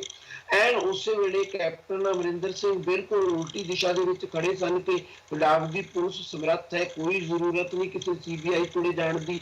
ਇਹ ਸਵਾਲ ਨਸ਼ਿਆਂ ਦੇ ਮਾਮਲੇ ਦੇ ਵਿੱਚ ਹੋ ਸਕਦਾ ਚੋਣਾਂ ਦੇ ਵਿੱਚ ਜ਼ਰੂਰ ਵਿਰੋਧੀ ਧਿਰ ਦੇ ਜਿਹੜੇ ਉਹਨਾਂ ਦੇ ਵਿਰੋਧੀ ਨੇ ਜ਼ਰੂਰ ਉਠਾਉਣ। ਅਗਲੀ ਗੱਲ ਹੈ ਕਿ ਸਤਲੁਜ ਯਮੁਨਾ ਲਿੰਕ ਨਹਿਰ ਦੀ ਮਤਾ ਪਾਸ ਕਰਵਾਇਆ ਕੈਪਟਨ ਅਮਰਿੰਦਰ ਸਿੰਘ ਨੇ ਪਾਣੀਆਂ ਦੀ ਰਾਖੀ ਦਾ, ਪਰ ਉਹਨਾਂ ਉੱਤੇ ਇਹ ਵੀ ਇਲਜ਼ਾਮ ਨੇ ਕਿ ਜਦੋਂ ਬੀਬੀ ਇੰਦਰਾ ਟੱਕ ਲਾਉਣ ਆਈ ਸੀ ਸਤਲੁਜ ਯਮੁਨਾ ਲਿੰਕ ਨਹਿਰ ਦਾ ਕਪੂਰੀ ਦੇ ਵਿੱਚ, ਤਾਂ ਉਦੋਂ ਕੈਪਟਨ ਅਮਰਿੰਦਰ ਸਿੰਘ ਬੀਬੀ ਦੇ ਨਾਲ ਖੜੇ ਸਨ। ਉਹਨਾਂ ਨੇ ਇਸ਼ਤਿਹਾਰ ਛਪਾ ਕੇ ਇੰਦਰਾ ਗਾਂਧੀ ਦੀ ਆਮਦ ਦੇ ਉੱਤੇ ਸਵਾਗਤ ਕੀਤਾ ਸੀ। ਔਰ ਮੈਂ ਤਾਂ ਪਾਣੀਆਂ ਦੇ ਮਾਮਲੇ ਦੇ ਵਿੱਚ ਜੋ ਵਿਧਾਨ ਸਭਾ ਵਿੱਚ ਕੈਪਟਨ ਸਾਹਿਬ ਨੇ ਕੀਤਾ ਉਹਦੇ ਬਾਰੇ ਵੀ ਇੱਕ ਤੋਂ ਵੱਧ ਵਾਰ ਇਹ ਰਾਏ ਦੇ ਚੁੱਕਾ ਕਿ ਉਹਨਾਂ ਨੇ ਪਹਿਲੀ ਵਾਰ ਪੰਜਾਬ ਦੀ ਵਿਧਾਨ ਸਭਾ ਦੇ ਵਿੱਚ ਚਲੀ ਆ ਰਹੀ ਪਰੰਪਰਾ ਨੂੰ ਬਿਲਕੁਲ ਤੋੜ ਦਿੱਤਾ ਸੀ, ਕਿਉਂਕਿ ਪੰਜਾਬ ਦੇ ਵਿੱਚ ਚਲੀ ਆ ਰਹੀ ਲੜਾਈ ਇਹੀ ਸੀ ਕਿ ਪਾਣੀਆਂ ਦੇ ਉੱਤੇ ਕੁਦਰਤੀ ਹੱਕ ਪੰਜਾਬ ਦਾ, ਤੇ ਉਹ ਹੱਕ ਅਸੀਂ ਕਿਸੇ ਨੂੰ ਵੀ ਨਹੀਂ ਦੇ ਸਕਦੇ, ਕਿਸੇ ਵੀ ਕੀਮਤ ਦੇ ਉੱਤੇ ਨਹੀਂ ਦੇ ਸਕਦੇ। ਕੈਪਟਨ ਸਾਹਿਬ ਨੇ ਮਤਾ ਪਾਸ ਕਰਕੇ ਪਹਿਲੀ ਵਾਰ ਇਹ ਜ਼ਾਹਰ ਕੀਤਾ ਕਿ ਜਿੰਨਾ ਪਾਣੀ ਜਾ ਰਿਹਾ ਅਸੀਂ ਉਹਨੂੰ ਰੋਕਾਂਗੇ ਨਹੀਂ, ਫਰਦਰ ਸਾਡੇ ਕੋਲ ਇੱਕ ਬੂੰਦ ਪਾਣੀ ਨਹੀਂ ਆ। ਉਦੋਂ ਅਕਾਲੀ ਦਲ ਵੀ ਪਾਣੀਆਂ ਦੀ ਰਾਖੀ ਦੇ ਸਵਾਲ ਦੇ ਉੱਤੇ ਕੈਪਟਨ ਦੀ ਸਪੋਰਟ ਕਰ ਗਿਆ। ਜਦੋਂ ਉਹਨਾਂ ਨੂੰ ਹੋਸ਼ ਆਈ ਉਦੋਂ ਉਹਨਾਂ ਨੇ ਆਪਣੇ ਆਪ ਨੂੰ ਰੀਥਿੰਕ ਕੀਤਾ। ਉਦੋਂ ਲੱਗਿਆ ਕਿ ਅਸੀਂ ਵਿਧਾਨ ਸਭਾ ਦੇ ਵਿੱਚ ਇੱਕ ਬੜਾ ਗਲਤ ਫੈਸਲਾ ਕਰ ਚੁੱਕੇ ਹਾਂ। ਚੰਗੀ ਗੱਲ ਇਹ ਆ ਗਈ ਕਿ ਅਦਾਲਤਾਂ ਨੇ ਉਸ ਫੈਸਲੇ ਨੂੰ ਵੀ ਬਹੁਤਾ ਵੇਟ ਨਹੀਂ ਦਿੱਤਾ। ਕਿਸੇ ਵੀ ਅਦਾਲਤ ਨੇ ਇਹ ਨਹੀਂ ਕਿਹਾ ਕਿ ਕੈਪਟਨ ਸਾਹਿਬ ਨੇ ਠੀਕ ਕੀਤਾ।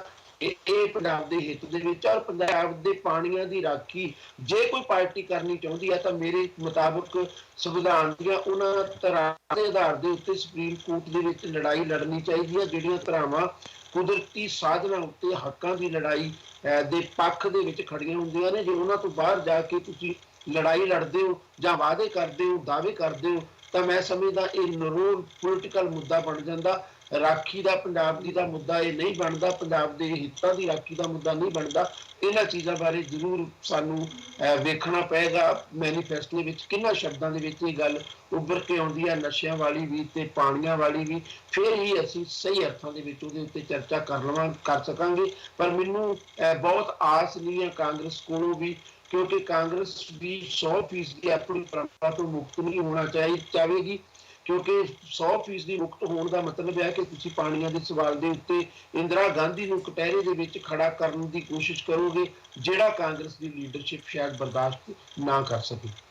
ਸੀਪੀ ਜੀ, ਆਪਾਂ ਗੱਲ ਕਰਦੇ ਹਾਂ ਮੈਨੀਫੈਸਟੋ ਦੀ। ਮੈਨੂੰ ਇੱਦਾਂ ਲੱਗਦਾ ਕਿ ਮੈਨੀਫੈਸਟੋ ਤੋਂ ਪਹਿਲਾਂ ਜਿਹੜੀਆਂ ਕੈਪਟਨ ਸਾਹਿਬ ਗੱਲਾਂ ਕਰ ਚੁੱਕੇ ਨੇ, ਫੋਨ ਦੇਣ ਦੀਆਂ, ਜੌਬ ਦੇਣ ਦੀਆਂ ਹਰ ਘਰ ਦੇ ਵਿੱਚ ਇੱਕ ਬੰਦੇ ਨੂੰ, ਔਰ ਕਿਸਾਨਾਂ ਤੋਂ ਜਿਹੜੇ ਕਰਜ਼ੇ ਮਾਫੀ ਦੇ ਫਾਰਮ ਸਾਈਨ ਕਰਾ ਚੁੱਕੇ ਨੇ, ਉਸ ਤੋਂ ਬਾਅਦ ਚੋਣ ਮੈਨੀਫੈਸਟੋ ਦੀ ਕੋਈ ਖਾਸ ਅਹਿਮੀਅਤ ਰਹਿ ਨਹੀਂ ਜਾਂਦੀ। ਕੀ ਲੱਗਦਾ ਤੁਹਾਨੂੰ? ਬਿਲਕੁਲ ਗੱਲਾਂ ਉਹੀ ਨੇ ਜਿਹੜੀ ਉਹ ਲੜ ਰਹੇ ਨੇ, ਮੇਰਾ ਖਿਆਲ ਆ ਉਹਨਾਂ ਗੱਲਾਂ ਦੇ ਉੱਪਰ ਹੀ ਲੜ ਰਹੇ ਨੇ। ਜੀ ਜੀ ਬਿਲਕੁਲ ਗੱਲਾਂ ਉਹੀ ਨੇ, ਜਿਵੇਂ ਕਹਿ ਲਓ ਕਿ ਬੇਸਿਕ ਗੱਲਾਂ ਪੰਜਾਬ ਦੇ ਵਿੱਚ ਉਹੀ ਨੇ। ਉਸ ਨੂੰ ਹਰ ਇੱਕ ਪਾਰਟੀ ਨਵਾਂ ਰੂਪ ਦੇਣ ਦੀ ਕੋਸ਼ਿਸ਼ ਕਰਦੀ ਹੈ ਆਪਣੇ ਮੈਨੀਫੈਸਟੋ ਦੇ ਵਿੱਚ। ਉਹ ਇਹੀ ਚੀਜ਼ ਕਾਂਗਰਸ ਕਰ ਰਹੀ ਹੈ। ਹਰ ਘਰ ਇੱਕ ਨੌਕਰੀ, ਹਨਾ, ਘਰ ਹਰ ਇੱਕ ਨੂੰ ਇੱਕ ਘਰ, ਫੀਸਾਂ ਦੇ ਵਿੱਚ ਰਿਬੇਟ ਦੇਣ ਦੀ ਗੱਲ ਕੀਤੀ ਉਹਨਾਂ ਨੇ ਗਰਲ ਸਟੂਡੈਂਟ ਵਾਸਤੇ। ਸੋ ਸਾਰੀਆਂ ਉਹੀ ਚੀਜ਼ਾਂ ਹੈ ਜਿਹੜੀਆਂ ਕਿ ਬਾਕੀ ਪਾਰਟੀਆਂ ਨੇ ਵੀ ਅਨਾਉਂਸ ਕੀਤੀਆਂ, ਲੇਕਿਨ ਹਲੇ ਅਕਾਲੀ ਦਲ ਬੀਜੇਪੀ ਦਾ ਹਲੇ ਮੈਨੀਫੈਸਟੋ ਆਉਣਾ ਬਾਕੀ ਹੈ। ਸੋ ਗੱਲਾਂ ਉਹੀ ਹੁੰਦੀਆਂ, ਲੇਕਿਨ ਉਹਨੂੰ ਪੇਸ਼ ਕਿਵੇਂ ਨਵੇਂ ਤਰੀਕੇ ਨਾਲ ਕੀਤਾ ਜਾਂਦਾ ਹੈ। ਲੇਕਿਨ ਮੁੱਦਾ ਸਿਰਫ ਇਹੀ ਹੈ ਕਿ ਉਸ ਗੱਲਾਂ ਨੂੰ, ਉਸ ਵਾਅਦਿਆਂ ਨੂੰ ਤੁਸੀਂ ਇੰਪਲੀਮੈਂਟ ਕਿਵੇਂ ਕਰਦੇ ਹੋ, ਇਹ ਚੀਜ਼ ਜ਼ਿਆਦਾ ਇੰਪੋਰਟੈਂਟ ਹੋ ਜਾਂਦੀ ਹੈ।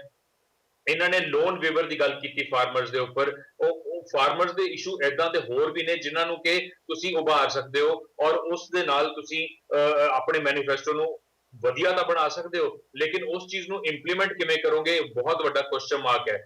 ਕੱਲ ਜਦੋਂ ਜਿਹੜਾ ਕਾਂਗਰਸ ਮੈਨੀਫੈਸਟੋ ਪੈਨਲ ਦੇ ਚੇਅਰਪਰਸਨ ਹੈ ਰਜਿੰਦਰ ਕੌਰ ਪੱਠਲ ਜੀ, ਮੇਰੀ ਉਹਨਾਂ ਨਾਲ ਗੱਲ ਹੋਈ ਸ਼ਾਮੀ, ਤਾਂ ਉਹਨਾਂ ਨੇ ਸਿੰਪਲ ਸਪਸ਼ਟ ਸ਼ਬਦਾਂ ਦੇ ਵਿੱਚ ਇਹੀ ਕਿਹਾ ਕਿ ਜਿਹੜਾ ਸਾਡਾ ਇਹ ਮੈਨੀਫੈਸਟੋ ਹੈ ਇਹ ਰੂਟੀਨ ਟੈਕਸਟ ਮੈਨੀਫੈਸਟੋ ਨਹੀਂ ਹੈ, ਇਹ ਇੱਕ ਡਿਫਰੈਂਟ ਮੈਨੀਫੈਸਟੋ ਹੈ। ਅਸੀਂ ਇਹ ਜਿਹੜਾ ਪ੍ਰੋਮਿਸਿਸ ਕਰਾਂਗੇ ਜਾਂ ਜਿਹੜੇ ਅਸੀਂ ਵਾਅਦੇ ਮੈਨੀਫੈਸਟੋ ਦੇ ਵਿੱਚ ਕੀਤੇ ਹੈ, ਉਹ ਅਸੀਂ ਡਾਕਟਰ ਮਨਮੋਹਨ ਸਿੰਘ ਜੀ ਨਾਲ ਗੱਲਬਾਤ ਕਰਕੇ, ਉਹਨਾਂ ਨਾਲ ਫਾਈਨੈਂਸ਼ੀਅਲ ਇਨਫਲੋ ਆਊਟਫਲੋ ਨੂੰ ਡਿਸਕਸ ਕਰਕੇ ਫਿਰ ਹੀ ਅਸੀਂ ਇਹ ਜਾਰੀ ਕੀਤਾ ਹੈ। ਸੋ ਕਿਤੇ ਨਾ ਕਿਤੇ ਹੁਣ ਜਿਹੜੀ ਇਲੈਕਸ਼ਨ ਕਮਿਸ਼ਨ ਵੱਲੋਂ ਸਖਤੀ ਦੀ ਗੱਲ ਆਈ ਸੀ, ਉਸ ਚੀਜ਼ ਨੂੰ ਕਵਰ ਅਪ ਕਰਨ ਦੀ ਕਾਂਗਰਸ ਨੇ ਪਹਿਲੇ ਹੀ ਤਿਆਰੀ ਕਰ ਲਈ ਹੈ, ਔਰ ਇਸੇ ਕਰਕੇ ਉਹ ਇਦਾਂ ਦੀਆਂ ਗੱਲਾਂ ਜਿਹੜੀਆਂ ਉਹਨਾਂ ਦੇ ਪੈਨਲ ਦੇ ਵਿੱਚ ਸਾਹਮਣੇ ਆ ਰਹੀਆਂ।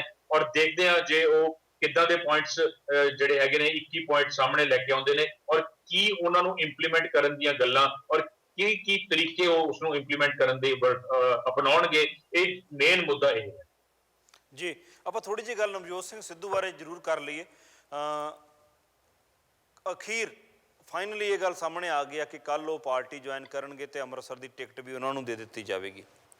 ਅਗਰ ਉਹਨਾਂ ਦੀ ਟਿਕਟ ਅਨਾਉਂਸ ਹੁੰਦੀ ਹੈ ਤਾਂ ਇਹਦਾ ਮਤਲਬ ਹੈ ਕਿ ਕੁਝ ਸੀਟਾਂ ਕੱਲ ਕਾਂਗਰਸ ਜਿਹੜੀਆਂ ਹੈਗੀਆਂ ਉਹ ਅਨਾਉਂਸ ਵੀ ਕਰ ਸਕਦੀ ਹੈ ਅਗਰ ਨਵਜੋਤ ਸਿੱਧੂ ਦੀ ਟਿਕਟ ਉੱਤੋਂ ਆਉਂਦੀ ਹੈ। ਮੈਂ ਜਿਹੜੇ ਪਾਸੇ ਨੂੰ ਗੱਲ ਲੈ ਕੇ ਜਾਣੀ ਚਾਹੁੰਦਾ, ਅਰਵਿੰਦ ਕੇਜਰੀਵਾਲ ਜੀ ਦਾ ਸੇਮ ਸਮੇਂ ਦੇ ਉੱਪਰ ਬਿਆਨ ਆਉਂਦਾ ਕਿ ਅਸੀਂ ਨਵਜੋਤ ਸਿੱਧੂ ਨੂੰ ਪੰਜਾਬ ਦੇ ਉਪ ਮੁੱਖ ਮੰਤਰੀ ਦੀ ਜਿਹੜੀ ਹੈਗੀ ਆ ਆਫਰ ਕੀਤੀ ਸੀ, ਉਹਨਾਂ ਨੇ ਨਹੀਂ ਮੰਨੀ ਸੀ। ਕੈਪਟਨ ਸਾਹਿਬ ਕਹਿੰਦੇ ਨੇ ਕਿ ਅਸੀਂ ਉਹਨਾਂ ਨੂੰ ਕੁਝ ਵੀ ਆਫਰ ਨਹੀਂ ਕੀਤਾ। ਇਸ ਵੇਲੇ ਜਦੋਂ ਕਾਂਗਰਸ ਬਿਲਕੁਲ ਜੁਆਇਨ ਕਰਨ ਦੇ ਉੱਪਰ ਨੇ ਸਿੱਧੂ ਸਾਹਿਬ, ਕੇਜਰੀਵਾਲ ਸਾਹਿਬ ਦੇ ਇਸ ਬਿਆਨ ਨੂੰ ਤੁਸੀਂ ਕਿੱਦਾਂ ਦੇਖਦੇ ਹੋ? ਇੱਥੇ ਆ ਕੇ ਕੇਜਰੀਵਾਲ ਸਾਹਿਬ ਇਹ ਗੱਲ ਕਹਿਣਾ ਕਿਉਂ ਜਿਹੜੇ ਹੈਗੇ ਨੇ ਕਿ ਇਹ ਸਿਆਸਤੀ ਤੌਰ ਦੇ ਉੱਪਰ ਇਹ ਗੱਲ ਕਹਿਣ ਦੀ ਕੋਸ਼ਿਸ਼ ਕਰ ਰਹੇ ਨੇ ਕਿ ਨਵਜੋਤ ਸਿੱਧੂ ਨੇ ਆਮ ਆਦਮੀ ਪਾਰਟੀ ਨਾਲ ਮੁੱਖ ਮੰਤਰੀ ਦੇ ਤੌਰ ਤੇ ਨੈਗੋਸ਼ੀਏਸ਼ਨ ਕੀਤੀ ਸੀ, ਇਸ ਕਰਕੇ ਜਿਹੜਾ ਹੈਗਾ ਅਸੀਂ ਔਰ ਉਹਨਾਂ ਨੂੰ ਆਫਰ ਵੀ ਕੀਤੀ, ਉਹ ਚਲੇ ਗਏ। ਸਾਬਤ ਕੀ ਕਰਨਾ ਚਾਹੁੰਦੇ ਨੇ ਇਸ ਬਿਆਨ ਦੇ ਉੱਪਰ ਅਰਵਿੰਦ ਕੇਜਰੀਵਾਲ? ਸ਼ਬਦੀਪ ਜੀ ਦੇਖੋ ਕੁਲਵੀਰ ਜੀ, ਹਾਂਜੀ, ਮੈਨੂੰ ਇੱਕ ਚੀਜ਼ ਸਮਝ ਨਹੀਂ ਆ ਰਹੀ, ਪੰਜਾਬ ਦੇ ਵਿੱਚ ਕੀ ਗੱਲ ਹਰ ਇੱਕ ਪਾਰਟੀਆਂ ਕੋਲ ਸਿਰਫ ਇੱਕੋ ਹੀ ਫਿਗਰ, ਇੱਕੋ ਹੀ ਸੈਲੀਬ੍ਰਿਟੀ ਫਿਗਰ ਰਹਿ ਗਈ ਹੈ ਜਿਹਨੂੰ ਲੈ ਕੇ ਐਡਾ ਵੱਡਾ ਇਸ਼ੂ ਕ੍ਰੀਏਟ ਕਰ ਦਿੰਦੇ ਹਰ ਇੱਕ ਪਾਰਟੀ ਵਾਲੇ। ਨਵਜੋਤ ਸਿੰਘ ਸਿੱਧੂ ਅੱਜ ਤੋਂ 5 ਮਹੀਨੇ ਪਹਿਲਾਂ ਇੰਨੇ ਕੁ ਹਾਈਲਾਈਟ ਦੇ ਵਿੱਚ ਚੱਲਦੇ ਆ ਰਹੇ ਹੈ, ਕਦੀ ਉਹ ਬੈਂਸ ਬ੍ਰਦਰ ਜੀ ਨਾਲ ਬੈਠ ਕੇ ਕਾਨਫਰੰਸ ਕਰਦੇ ਆ, ਉੱਥੇ ਆਮ ਆਦਮੀ ਪਾਰਟੀ, ਕਾਂਗਰਸ ਔਰ ਅਕਾਲੀ ਦਲ ਨੂੰ ਭੰਡਿਆ ਜਾਂਦਾ ਬੁਰੀ ਤਰ੍ਹਾਂ, ਕੇਜਰੀਵਾਲ ਸਾਹਿਬ ਨੂੰ ਡਿਕਟੇਟਰਸ਼ਿਪ ਕਹਿ ਕੇ ਗੱਲ ਕੀਤੀ ਜਾਂਦੀ ਹੈ। ਫਿਰ ਗੱਲਾਂ ਸਾਹਮਣੇ ਆਉਂਦੀਆਂ ਕਿ ਅੱਜ ਆਮ ਆਦਮੀ ਪਾਰਟੀ ਨਾਲ ਮੀਟਿੰਗ ਚੱਲ ਰਹੀ ਹੈ, ਨੈਗੋਸ਼ੀਏਸ਼ਨ ਚੱਲ ਰਹੀਆਂ, ਉਹ ਨੈਗੋਸ਼ੀਏਸ਼ਨਾਂ ਨਹੀਂ ਸਫਲ ਹੁੰਦੀਆਂ, ਫਿਰ ਕਾਂਗਰਸ ਵੱਲ ਗੱਲਾਂ ਸ਼ੁਰੂ ਹੋਣੀਆਂ ਸ਼ੁਰੂ ਹੋ ਜਾਂਦੀਆਂ। ਕੀ ਇਹ ਚੀਜ਼ ਨੂੰ ਅਸੀਂ ਮਤਲਬ ਮੈਨੂੰ ਇੱਕ ਚੀਜ਼ ਸਮਝ ਨਹੀਂ ਆ ਰਹੀ ਕਿ ਇੱਕੋ ਚਿਹਰਾ ਪੰਜਾਬ ਕੋਲ ਰਹਿ ਗਿਆ ਨਵਜੋਤ ਸਿੰਘ ਸਿੱਧੂ, ਜਿਹਨੂੰ ਕਿ ਕਦੀ ਡਿਪਟੀ ਸੀਐਮ, ਕਦੀ ਸੀਐਮ, ਕਦੀ ਸਪੋਕਸਪਰਸਨ, ਏਦਾਂ ਦੀਆਂ ਗੱਲਾਂ ਕਰਦੀਆਂ। ਅੱਜ ਮੇਰਾ ਖਿਆਲ ਕੱਲ ਅਰਵਿੰਦ ਕੇਜਰੀਵਾਲ ਜੀ ਦਾ ਬਿਆਨ ਆਇਆ ਕਿ ਉਹ ਨਹੀਂ, ਅਸੀਂ ਇਹਨਾਂ ਨੂੰ ਆਫਰ ਕੀਤਾ ਸੀ, ਉਹ ਲੇਕਿਨ ਉਹ ਸਾਨੂੰ ਛੱਡ ਕੇ ਚਲੇ ਗਏ। ਕੈਪਟਨ ਸਾਹਿਬ ਕਹਿ ਰਹੇ ਨੇ ਕਿ ਅਸੀਂ ਇਹਨਾਂ ਦੀ ਆਫਰ ਹੀ ਨਹੀਂ ਕੀਤੀ। I don't know Navjot Singh Sidhu ਕੀ ਚਾਹੁੰਦੇ ਨੇ। ਮੈਂ ਸਵਾਲ ਇਸ ਕਰਕੇ ਚੱਕਿਆ ਕਿ ਆਮ ਆਦਮੀ ਪਾਰਟੀ ਵੱਲੋਂ ਹਮੇਸ਼ਾ ਇਹ ਗੱਲ ਕੀਤੀ ਗਈ ਆ ਕਿ ਅਸੀਂ ਕੋਈ ਨੈਗੋਸ਼ੀਏਸ਼ਨ ਨਹੀਂ ਕਰਦੇ। ਸਿੱਧੂ ਸਾਹਿਬ ਜੇ ਆਉਣਗੇ ਤਾਂ ਪਾਰਟੀ ਦੇ ਵਿੱਚ ਬਿਨਾਂ ਨੈਗੋਸ਼ੀਏਸ਼ਨ ਆਉਣਗੇ। ਸਾਡਾ ਸੀਐਮ, ਸਾਡਾ ਡਿਪਟੀ ਸੀਐਮ, ਸਾਡੇ ਜਿਹੜੀ ਇਹ ਹੋਏਗੀ ਉਹ ਇਲੈਕਸ਼ਨ ਹੋਣ ਤੋਂ ਬਾਅਦ ਜਦੋਂ ਸਾਡੇ ਵਿਧਾਇਕ ਚੁਣ ਕੇ ਆ ਜਾਣਗੇ ਉਹ ਡਿਸਾਈਡ ਕਰਨਗੇ ਕਿਹਨੂੰ ਅਸੀਂ ਸੀਐਮ ਬਣਾਉਣਾ, ਕਿਹਨੂੰ ਅਸੀਂ ਡਿਪਟੀ ਸੀਐਮ ਬਣਾਉਣਾ ਜਾਂ ਕਿਹਨੂੰ ਮਿਨਿਸਟਰ ਦੇਣੇ ਆ। ਪਰ ਅਰਵਿੰਦ ਕੇਜਰੀਵਾਲ ਜੀ ਦਾ ਆਪਣੇ ਹੀ ਉਹਨਾਂ ਜਿਹੜੀਆਂ ਪਿਛਲਾ ਗੱਲਾਂ ਕੀਤੀਆਂ ਹੋਈਆਂ ਪਾਰਟੀ ਵੱਲੋਂ ਕਿ ਅਸੀਂ ਕਿਸੇ ਨਾਲ ਨੈਗੋਸ਼ੀਏਸ਼ਨ ਕਰਕੇ ਉਹਨੂੰ ਪਾਰਟੀ 'ਚ ਨਹੀਂ ਲੈਣਾ, ਉਹਦੇ ਉੱਪਰ ਅਰਵਿੰਦ ਕੇਜਰੀਵਾਲ ਖੁਦ ਹੀ ਬਿਆਨ ਦਿੰਦੇ ਨੇ ਕਿ ਅਸੀਂ ਇਹਨਾਂ ਨੂੰ ਆਫਰ ਕੀਤਾ ਸੀ। ਬਿਲਕੁਲ ਬਿਲਕੁਲ ਕੁਲਬੀਰ, ਉਹੀ ਕਹਿ ਰਿਹਾ ਨਾ ਮੈਂ, ਕਿਤੇ ਨਾ ਕਿਤੇ ਆਪਣੇ ਬਿਆਨ ਤੋਂ ਪਲਟਣਾ ਇਹ ਇੱਕ ਰਵਾਇਤੀ ਅਸੂਲ ਕਹਿ ਲਓ ਜਾਂ ਇੱਕ ਰਵਾਇਤੀ ਰੂਲਸ ਬਣ ਗਿਆ ਇਹਨਾਂ ਪੋਲੀਟੀਕਲ ਪਾਰਟੀਆਂ ਦਾ। ਜਦੋਂ ਚੀਜ਼ ਆਪਣੇ ਵੱਲ ਹੁੰਦੀ ਨਹੀਂ ਦਿਸਦੀ ਉਦੋਂ ਇਹ ਚੀਜ਼ ਨੂੰ ਅਪੋਜ਼ ਕਰਕੇ ਦੱਸਣਾ ਜ਼ਿਆਦਾ ਆਪਣਾ ਉਹ ਸਮਝਦੇ ਹੈ। ਸੋ ਇਸੇ ਕਰਕੇ ਕੱਲ ਇਹ ਜਿਹੜਾ ਬਿਆਨ ਆਇਆ, ਲੇਕਿਨ ਕਿਤੇ ਨਾ ਕਿਤੇ ਅੰਦਰ ਮੈਨੂੰ ਇਹੀ ਲੱਗਦਾ ਕਿ ਨੈਗੋਸ਼ੀਏਸ਼ਨਸ ਚੱਲ ਰਹੀਆਂ ਸੀ ਔਰ ਸਿੱਧੂ ਸਾਹਿਬ ਦਾ ਕਿਰਦਾਰ ਇਦਾਂ ਦਾ ਹੈ, ਜਿਹੜੀ ਚੀਜ਼ ਉਹਨਾਂ ਨੂੰ ਨਹੀਂ ਪਸੰਦ ਆਉਂਦੀ ਉਹ ਉਸ ਨੂੰ ਡਾਇਰੈਕਟਲੀ ਮਨਾ ਕਰ ਦਿੰਦੇ ਨੇ ਔਰ ਜਿਹੜੀ ਚੀਜ਼ ਉਹਨਾਂ ਨੂੰ ਪਸੰਦ ਆਉਂਦੀ ਹੈ ਉੱਤੇ ਉਹ ਹਾਂ ਕਰ ਦਿੰਦੇ ਨੇ। ਸੋ ਕਿਤੇ ਨਾ ਕਿਤੇ ਉਹ ਉਹਨਾਂ ਦਾ ਆਪਸ ਦੇ ਵਿੱਚ ਮੇਰੇ ਖਿਆਲ ਦੋਨੋਂ ਪਾਰਟੀਆਂ ਦਾ ਕਿਤੇ ਅਲਾਈਅੰਸ ਨਹੀਂ ਹੋਇਆ। ਬਟ ਐਂਡ ਦੇ ਵਿੱਚ ਕੀ ਇਦਾਂ ਦੀ ਕੰਡੀਸ਼ਨ ਦੇ ਉੱਪਰ ਸਿੱਧੂ ਨੇ ਕਾਂਗਰਸ ਜੁਆਇਨ ਕਰਨ ਦੀ ਗੱਲ ਕੀਤੀ, 9 ਜਾਂ 10 ਤਰੀਕ ਨੂੰ ਅਨਾਉਂਸਮੈਂਟ ਕਰਨਗੇ। ਉਹ ਬਾਕੀ ਹੁਣ ਕੀ ਅਨਾਉਂਸਮੈਂਟ ਕਰਦੇ ਆ, ਕਿੱਥੋਂ ਸੀਟ ਅਲਾਟ ਹੁੰਦੀ ਉਹਨਾਂ ਨੂੰ, ਜਾਂ ਉਹ ਸਿਰਫ ਕੈਂਪੇਨਿੰਗ ਦੇ ਚਿਹਰਾ ਬਣਨਗੇ, ਇਹ ਸਾਰੀ ਚੀਜ਼ ਅਨਾਉਂਸਮੈਂਟ ਤੋਂ ਬਾਅਦ ਕਲੀਅਰ ਹੋਊਗੀ। ਬਟ ਮੈਂ ਫਿਰ ਉਹੀ ਕਹੂੰਗਾ, ਪਤਾ ਨਹੀਂ ਨਵਜੋਤ ਸਿੰਘ ਸਿੱਧੂ ਦੇ ਕਿਰਦਾਰ ਦੇ ਵਿੱਚ ਇਹੋ ਜਿਹਾ ਕੀ ਹੈ ਕਿ ਹਰ ਇੱਕ ਪਾਰਟੀ ਇਹ ਸਮਝਦੀ ਹੈ ਕਿ ਜੇ ਸਾਡੇ ਕੋਲ ਆ ਗਏ ਤਾਂ ਸਾਡੀ ਜਿੱਤ ਹੋਏਗੀ। ਹਾਂ ਸ਼ਬਦੀਪ ਜੀ, ਮੈਂ ਇੰਨਾ ਗੱਲ ਤਾਂ ਜਾਣਦਾ ਕਿ ਤੁਸੀਂ ਵੀ ਇਹੀ ਗੱਲ ਕਰਨੀ ਆ ਕਿ ਨਵਜੋਤ ਸਿੱਧੂ ਦਾ ਕੋਈ ਵਜੂਦ ਨਹੀਂ ਹੈ ਔਰ ਉਹ ਕੋਈ ਖਾਸ ਫਾਇਦਾ ਕਾਂਗਰਸ ਨੂੰ ਨਹੀਂ ਦੇਣ ਵਾਲਾ, ਜਾਂ ਉਹਦੇ ਵਿੱਚ ਐਸੀ ਸ਼ਮਤਾ ਨਹੀਂ ਹੈਗੀ ਕਿ ਕੋਈ ਕਾਂਗਰਸ ਨੂੰ ਕਿਤੇ 1% ਵੀ ਅੱਗੇ ਵਧਾ ਸਕੇ। ਪਰ ਫਿਰ ਵੀ ਨਵਜੋਤ ਸਿੱਧੂ ਦੀ ਆਪਾਂ ਜੇ ਇੰਪੋਰਟੈਂਸ ਦੀ ਗੱਲ ਕਰੀਏ ਤਾਂ ਅਰਵਿੰਦ ਕੇਜਰੀਵਾਲ ਬਿਆਨ ਦੇ ਕੇ ਗੱਲ ਕਹਿੰਦੇ ਨੇ ਕਿ ਅਸੀਂ ਤੇ ਉਪ ਮੁੱਖ ਮੰਤਰੀ ਦਾ ਜਿਹੜਾ ਇਹਨਾਂ ਨੂੰ ਆਫਰ ਕੀਤਾ ਸੀਗਾ। ਔਰ ਦੂਸਰੇ ਪਾਸੇ ਜਿਹੜਾ ਹੈਗਾ ਅਜੇ ਤੱਕ ਮੁੱਖ ਮੰਤਰੀ ਦੀ ਗੱਲ ਜਿਹੜੀ ਹੈਗੀ ਆ ਪੰਜਾਬ ਦੇ ਵਿੱਚ ਉਹਨਾਂ ਵੱਲੋਂ ਕਦੀ ਖੋਲ੍ਹੀ ਵੀ ਨਹੀਂ ਗਈ ਕਿ ਉਹ ਕਿਹਨੂੰ ਬਣਾਉਣਾ ਚਾਹੁੰਦੇ ਆ। ਉਹ ਇਹੀ ਗੱਲ ਕਹਿ ਕੇ ਟਾਲ ਦਿੰਦੇ ਨੇ ਕਿ ਜਦੋਂ ਸਾਰੇ ਵਿਧਾਇਕ ਚੁਣ ਕੇ ਅਸੈਂਬਲੀ ਦੇ ਵਿੱਚ ਆ ਜਾਣਗੇ ਉਹ ਆਪਣਾ ਨੇਤਾ ਚੁਣਨਗੇ ਜੋ ਮੁੱਖ ਮੰਤਰੀ ਬਣੇਗਾ। ਪਰ ਅੰਦਰ ਖਾਤੇ ਆਪਣੇ ਆਪ ਹੀ ਉਹ ਇਹ ਗੱਲ ਵੀ ਜ਼ਾਹਰ ਕਰਦੇ ਨੇ ਕਿ ਨਵਜੋਤ ਸਿੱਧੂ ਨਾਲ ਉਪ ਮੁੱਖ ਮੰਤਰੀ ਦੀ ਨੈਗੋਸ਼ੀਏਸ਼ਨ ਉਹ ਕਰ ਚੁੱਕੇ ਆ। ਕੁਲਵੀਰ ਜੀ, ਜਦੋਂ ਨਵਜੋਤ ਸਿੰਘ ਸਿੱਧੂ ਨੇ ਰਾਜ ਸਭਾ ਤੋਂ ਰਿਜ਼ਾਈਨ ਕੀਤਾ ਸੀ ਤਾਂ ਉਦੋਂ ਇਸ ਕਿਸਮ ਦੀ ਸੰਭਾਵਨਾ ਕਾਫੀ ਸਿਖਰ ਉੱਤੇ ਸੀ ਕਿ ਜੇ ਨਵਜੋਤ ਸਿੰਘ ਸਿੱਧੂ ਆਮ ਆਦਮੀ ਪਾਰਟੀ ਨੂੰ ਜੁਆਇਨ ਕਰਦੇ ਨੇ ਤਾਂ ਉਹ ਆਮ ਆਦਮੀ ਪਾਰਟੀ ਦੇ ਵੱਲੋਂ ਮੁੱਖ ਮੰਤਰੀ ਦੇ ਅਹੁਦੇ ਦੇ ਸੁਭਾਵਿਕ ਤੌਰ ਦੇ ਉੱਤੇ ਪੈਦਾ ਹੋਣ ਵਾਲੇ ਨੇਤਾ ਹੋਣਗੇ। ਪਰ ਉਹਨਾਂ ਨੇ ਆਪਣੇ ਆਪ ਨੂੰ ਰਹੱਸਮਈ ਬਣਾਈ ਰੱਖਿਆ ਔਰ ਕਿਹਾ ਜਾਂਦਾ ਕਿ ਉਹਨਾਂ ਨੂੰ ਪਾਰਟੀ ਦੇ ਵਿੱਚ ਜੁਆਇਨਿੰਗ ਤੋਂ ਰੋਕਣ ਲਈ ਭਗਵੰਤ ਮਾਨ ਤੋਂ ਲੈ ਕੇ ਸੁੱਚਾ ਸਿੰਘ ਛੋਟੇਪੁਰ ਤੱਕ ਕੋਸ਼ਿਸ਼ਾਂ ਹੋਈਆਂ ਔਰ ਸੁੱਚਾ ਸਿੰਘ ਛੋਟੇਪੁਰ ਨੂੰ ਬਾਅਦ ਦੇ ਵਿੱਚ ਪਾਰਟੀ ਤੋਂ ਬਾਹਰ ਕਰ ਦਿੱਤਾ ਗਿਆ, ਉਹ ਇੱਕ ਅਲੱਗ ਚੀਜ਼ ਹੈ।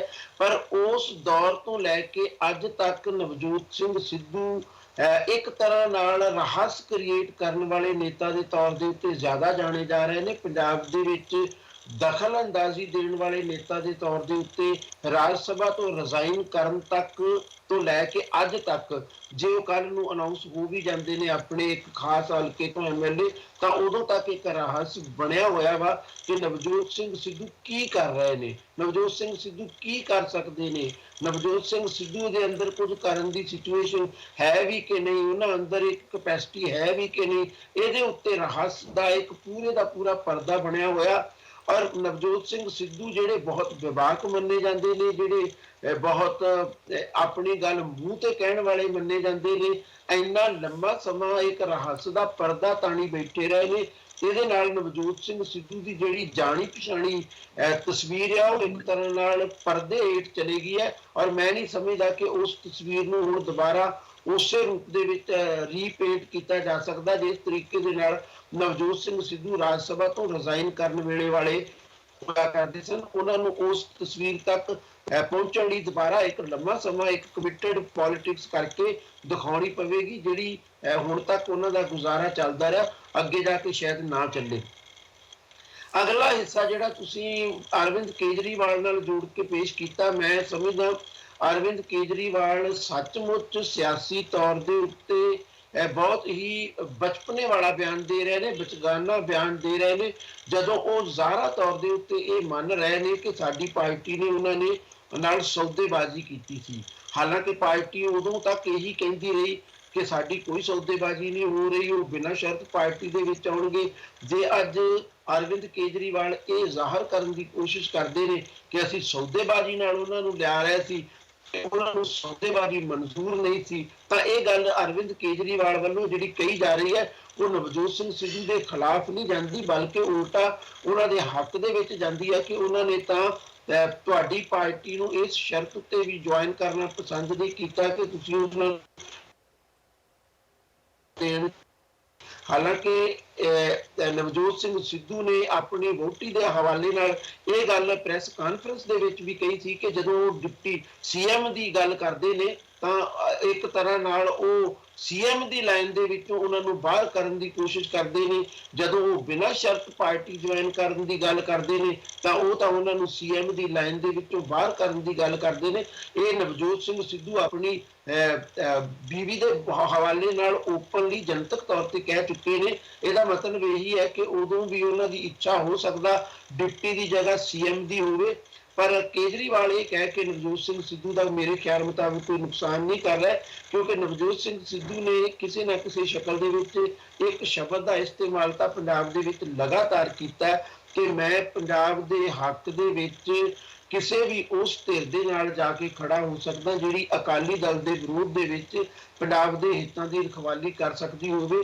ਕੇਜਰੀਵਾਲ ਦੇ ਜਵਾਬ ਦੇ ਵਿੱਚ ਨਵਜੋਤ ਸਿੰਘ ਸਿੱਧੂ ਹੋ ਸਕਦਾ ਕੱਲ ਨੂੰ ਇਹ ਬਿਆਨ ਦੇ ਦੇਣ ਕਿ ਮੈਨੂੰ ਪੰਜਾਬ ਦੇ ਹਿੱਤਾਂ ਦੇ ਰਖਵਾਲੇ ਦੇ ਤੌਰ ਦੇ ਉੱਤੇ ਕਾਂਗਰਸ ਆਮ ਆਦਮੀ ਪਾਰਟੀ ਨਾਲੋਂ ਬਿਹਤਰ ਲੱਗੀ, ਇਸੇ ਕਰਕੇ ਮੈਂ ਤੁਹਾਡਾ ਡਿਪਟੀ ਸੀਐਮ ਦਾ ਅਹੁਦਾ ਵੀ ਠੁਕਰਾ ਦਿੱਤਾ ਤੇ ਹੁਣ ਮੈਂ ਕਾਂਗਰਸ ਨੂੰ ਬਿਨਾਂ ਸ਼ਰਤ ਜੁਆਇਨ ਕਰ ਰਿਹਾ। ਇਹ ਹੋ ਸਕਦਾ ਕੱਲ ਨੂੰ ਉਹ ਇਹ ਗੱਲ ਕਹਿਣ, ਤੇ ਜੇ ਉਹ ਇਹ ਗੱਲ ਕਹਿ ਦਿੰਦੇ ਨੇ ਤਾਂ ਮੇਰਾ ਖਿਆਲ ਅਰਵਿੰਦ ਕੇਜਰੀਵਾਲ ਦੇ ਕਹੇ ਹੋਏ ਸ਼ਬਦ ਉਹਨਾਂ ਦੀ ਪੋਲੀਟੀਕਲ ਮੈਚੁਰਿਟੀ ਨੂੰ ਵੀ ਨੁਕਸਾਨ ਪਹੁੰਚਾਉਣਗੇ ਤੇ ਪਾਰਟੀ ਜਿਹੜੀ ਹੁਣ ਤੱਕ ਸਟੈਂਡ ਲੈਂਦੀ ਰਹੀ ਹੈ ਬਿਨਾਂ ਸ਼ਰਤ ਵਾਲਾ ਉਹਦਾ ਵੀ ਪੂਰੀ ਤਰ੍ਹਾਂ ਪਰਦਾਫਾਸ਼ ਕਰ ਦੇਣਗੇ। ਮੇਰੇ ਮੁਤਾਬਕ ਵਿਚਗਾਨਾ ਬਿਆਨ ਅਰਵਿੰਦ ਕੇਜਰੀਵਾਲ ਨੇ ਦਿੱਤਾ। ਨਵਜੋਤ ਸਿੰਘ ਸਿੱਧੂ ਕੱਲ ਜੇ ਰਹੱਸ ਤੋਂ ਪਰਦਾ ਹਟਾਉਂਦੇ ਨੇ ਆਪਣੇ ਤਰੀਕੇ ਦੇ ਨਾਲ ਤਾਂ ਇਹ ਗੱਲ ਬਿਲਕੁਲ ਪੂਰੀ ਤਰ੍ਹਾਂ ਅਰਵਿੰਦ ਕੇਜਰੀਵਾਲ ਦੇ ਬਿਲਕੁਲ ਨੁਕਸਾਨ 'ਚ ਜਾਏਗੀ। ਮੈਨੂੰ ਨਹੀਂ ਪਤਾ ਸਮਝ ਆਉਂਦਾ ਕਿ ਜਿਹੜੀ ਚੀਜ਼ ਆਮ ਆਦਮੀ ਪਾਰਟੀ ਦੇ ਖਿਲਾਫ ਜਾ ਰਹੀ ਹੈ ਉਹਨੂੰ ਅਰਵਿੰਦ ਕੇਜਰੀਵਾਲ ਕਿਵੇਂ ਨਵਜੋਤ ਸਿੰਘ ਸਿੱਧੂ ਦੇ ਖਿਲਾਫ ਇਸਤੇਮਾਲ ਕਰਨ ਦੀ ਕੋਸ਼ਿਸ਼ ਕਰ ਰਹੇ ਸਨ। ਜੀ ਆਪਾਂ ਇੱਕ ਥੋੜੀ ਜਿਹੀ ਗੱਲ ਜ਼ਰੂਰ ਕਰਾਂਗੇ ਕਿਉਂਕਿ ਅਸੀਂ ਕੈਪਟਨ ਸਾਹਿਬ ਦੀ ਲਗਾਤਾਰ ਗੱਲ ਕਰ ਰਹੇ ਹਾਂ, ਕਾਂਗਰਸ ਦੀ ਲਗਾਤਾਰ ਗੱਲ ਕਰ ਰਹੇ ਹਾਂ।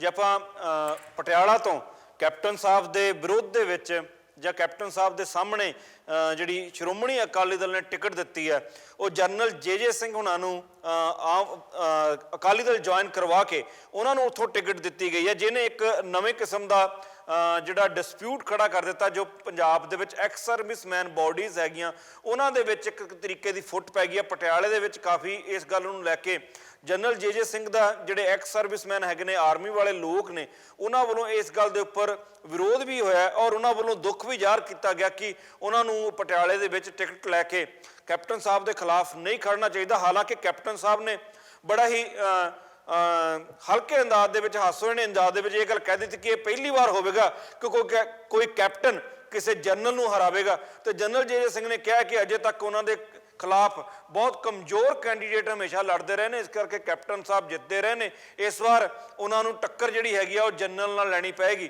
ਇਸ ਤਰੀਕੇ ਦੀਆਂ ਗੱਲਾਂ ਸਾਹਮਣੇ ਆਈਆਂ ਨੇ। ਆਪਾਂ ਥੋੜਾ ਜਿਹਾ, ਸਾਡੇ ਕੋਲ 5-7 ਮਿੰਟ ਦਾ ਸਮਾਂ ਬਚਿਆ।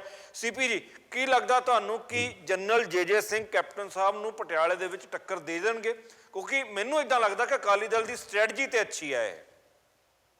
ਦੇਖੋ, ਸਟ੍ਰੈਟਜੀ ਬਿਲਕੁਲ ਅੱਛੀ ਹੈ, ਲੇਕਿਨ ਜੇ ਅਸੀਂ ਦੋਨਾਂ ਦਾ ਕੈਰੀਅਰ ਦੇਖੀਏ, ਨੋ ਡਾਊਟ ਉਹ ਆਰਮੀ ਬੈਕਗ੍ਰਾਉਂਡ ਹੈ, ਲੇਕਿਨ ਪੋਲੀਟੀਕਲ ਕੈਰੀਅਰ ਜਿਹੜਾ ਉਹ ਕੈਪਟਨ ਸਾਹਿਬ ਦਾ ਥੋੜਾ ਜਿਹਾ ਹੈਵੀ ਨਜ਼ਰ ਆਉਂਦਾ ਹੈ ਇਨਸਟੈਡ ਆਫ ਜੇ ਸਿੰਘ। ਉਹਨਾਂ ਦਾ ਤਾਂ ਪੋਲੀਟੀਕਲ ਕੈਰੀਅਰ ਬਿਲਕੁਲ ਹੈ ਹੀ ਨਹੀਂ ਹੈਗਾ। ਮੈਂ ਉਹੀ ਕਹਿ ਰਿਹਾ ਜੀ, ਜੇ ਸਿੰਘ ਨੇ ਸਿਰਫ ਇੱਕ ਚੀਜ਼ ਜ਼ਰੂਰ ਇੰਪੈਕਟ ਪਾਏਗੀ ਕਿ ਜਿਹੜਾ ਐਕਸ ਸਰਵਿਸਮੈਨ ਕੋਟਾ ਹੋਏਗਾ ਜਾਂ ਐਕਸ ਸਰਵਿਸਮੈਨ ਲੋਕ ਹੋਣਗੇ ਉਹ ਜ਼ਰੂਰ ਡਿਵਾਈਡ ਹੋ ਜਾਣਗੇ। ਲੇਕਿਨ ਤੁਸੀਂ ਜੇ ਓਵਰਆਲ ਦੇਖੋ ਤਾਂ ਉਹ ਥੋੜਾ ਜਿਹਾ ਪੋਰਸ਼ਨ, ਜਿਹੜਾ ਥੋੜਾ ਜਿਹਾ ਪਾਰਟ ਹੈ ਜਿਹੜਾ ਉਹ ਐਕਸ ਸਰਵਿਸਮੈਨ ਦਾ, ਉਹ ਕਿਤੇ ਜਿੱਤ ਦੇ ਵਿੱਚ ਤਬਦੀਲ ਕਰ ਦੇਗਾ, ਮੈਨੂੰ ਇਹ ਨਹੀਂ ਲੱਗਦਾ।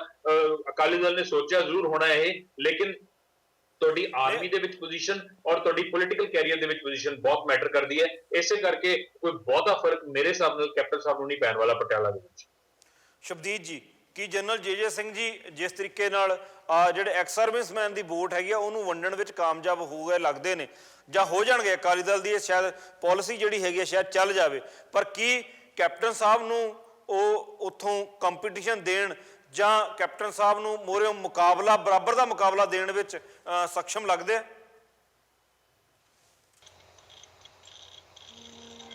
ਸ਼ਬਦੀਪ ਜੀ,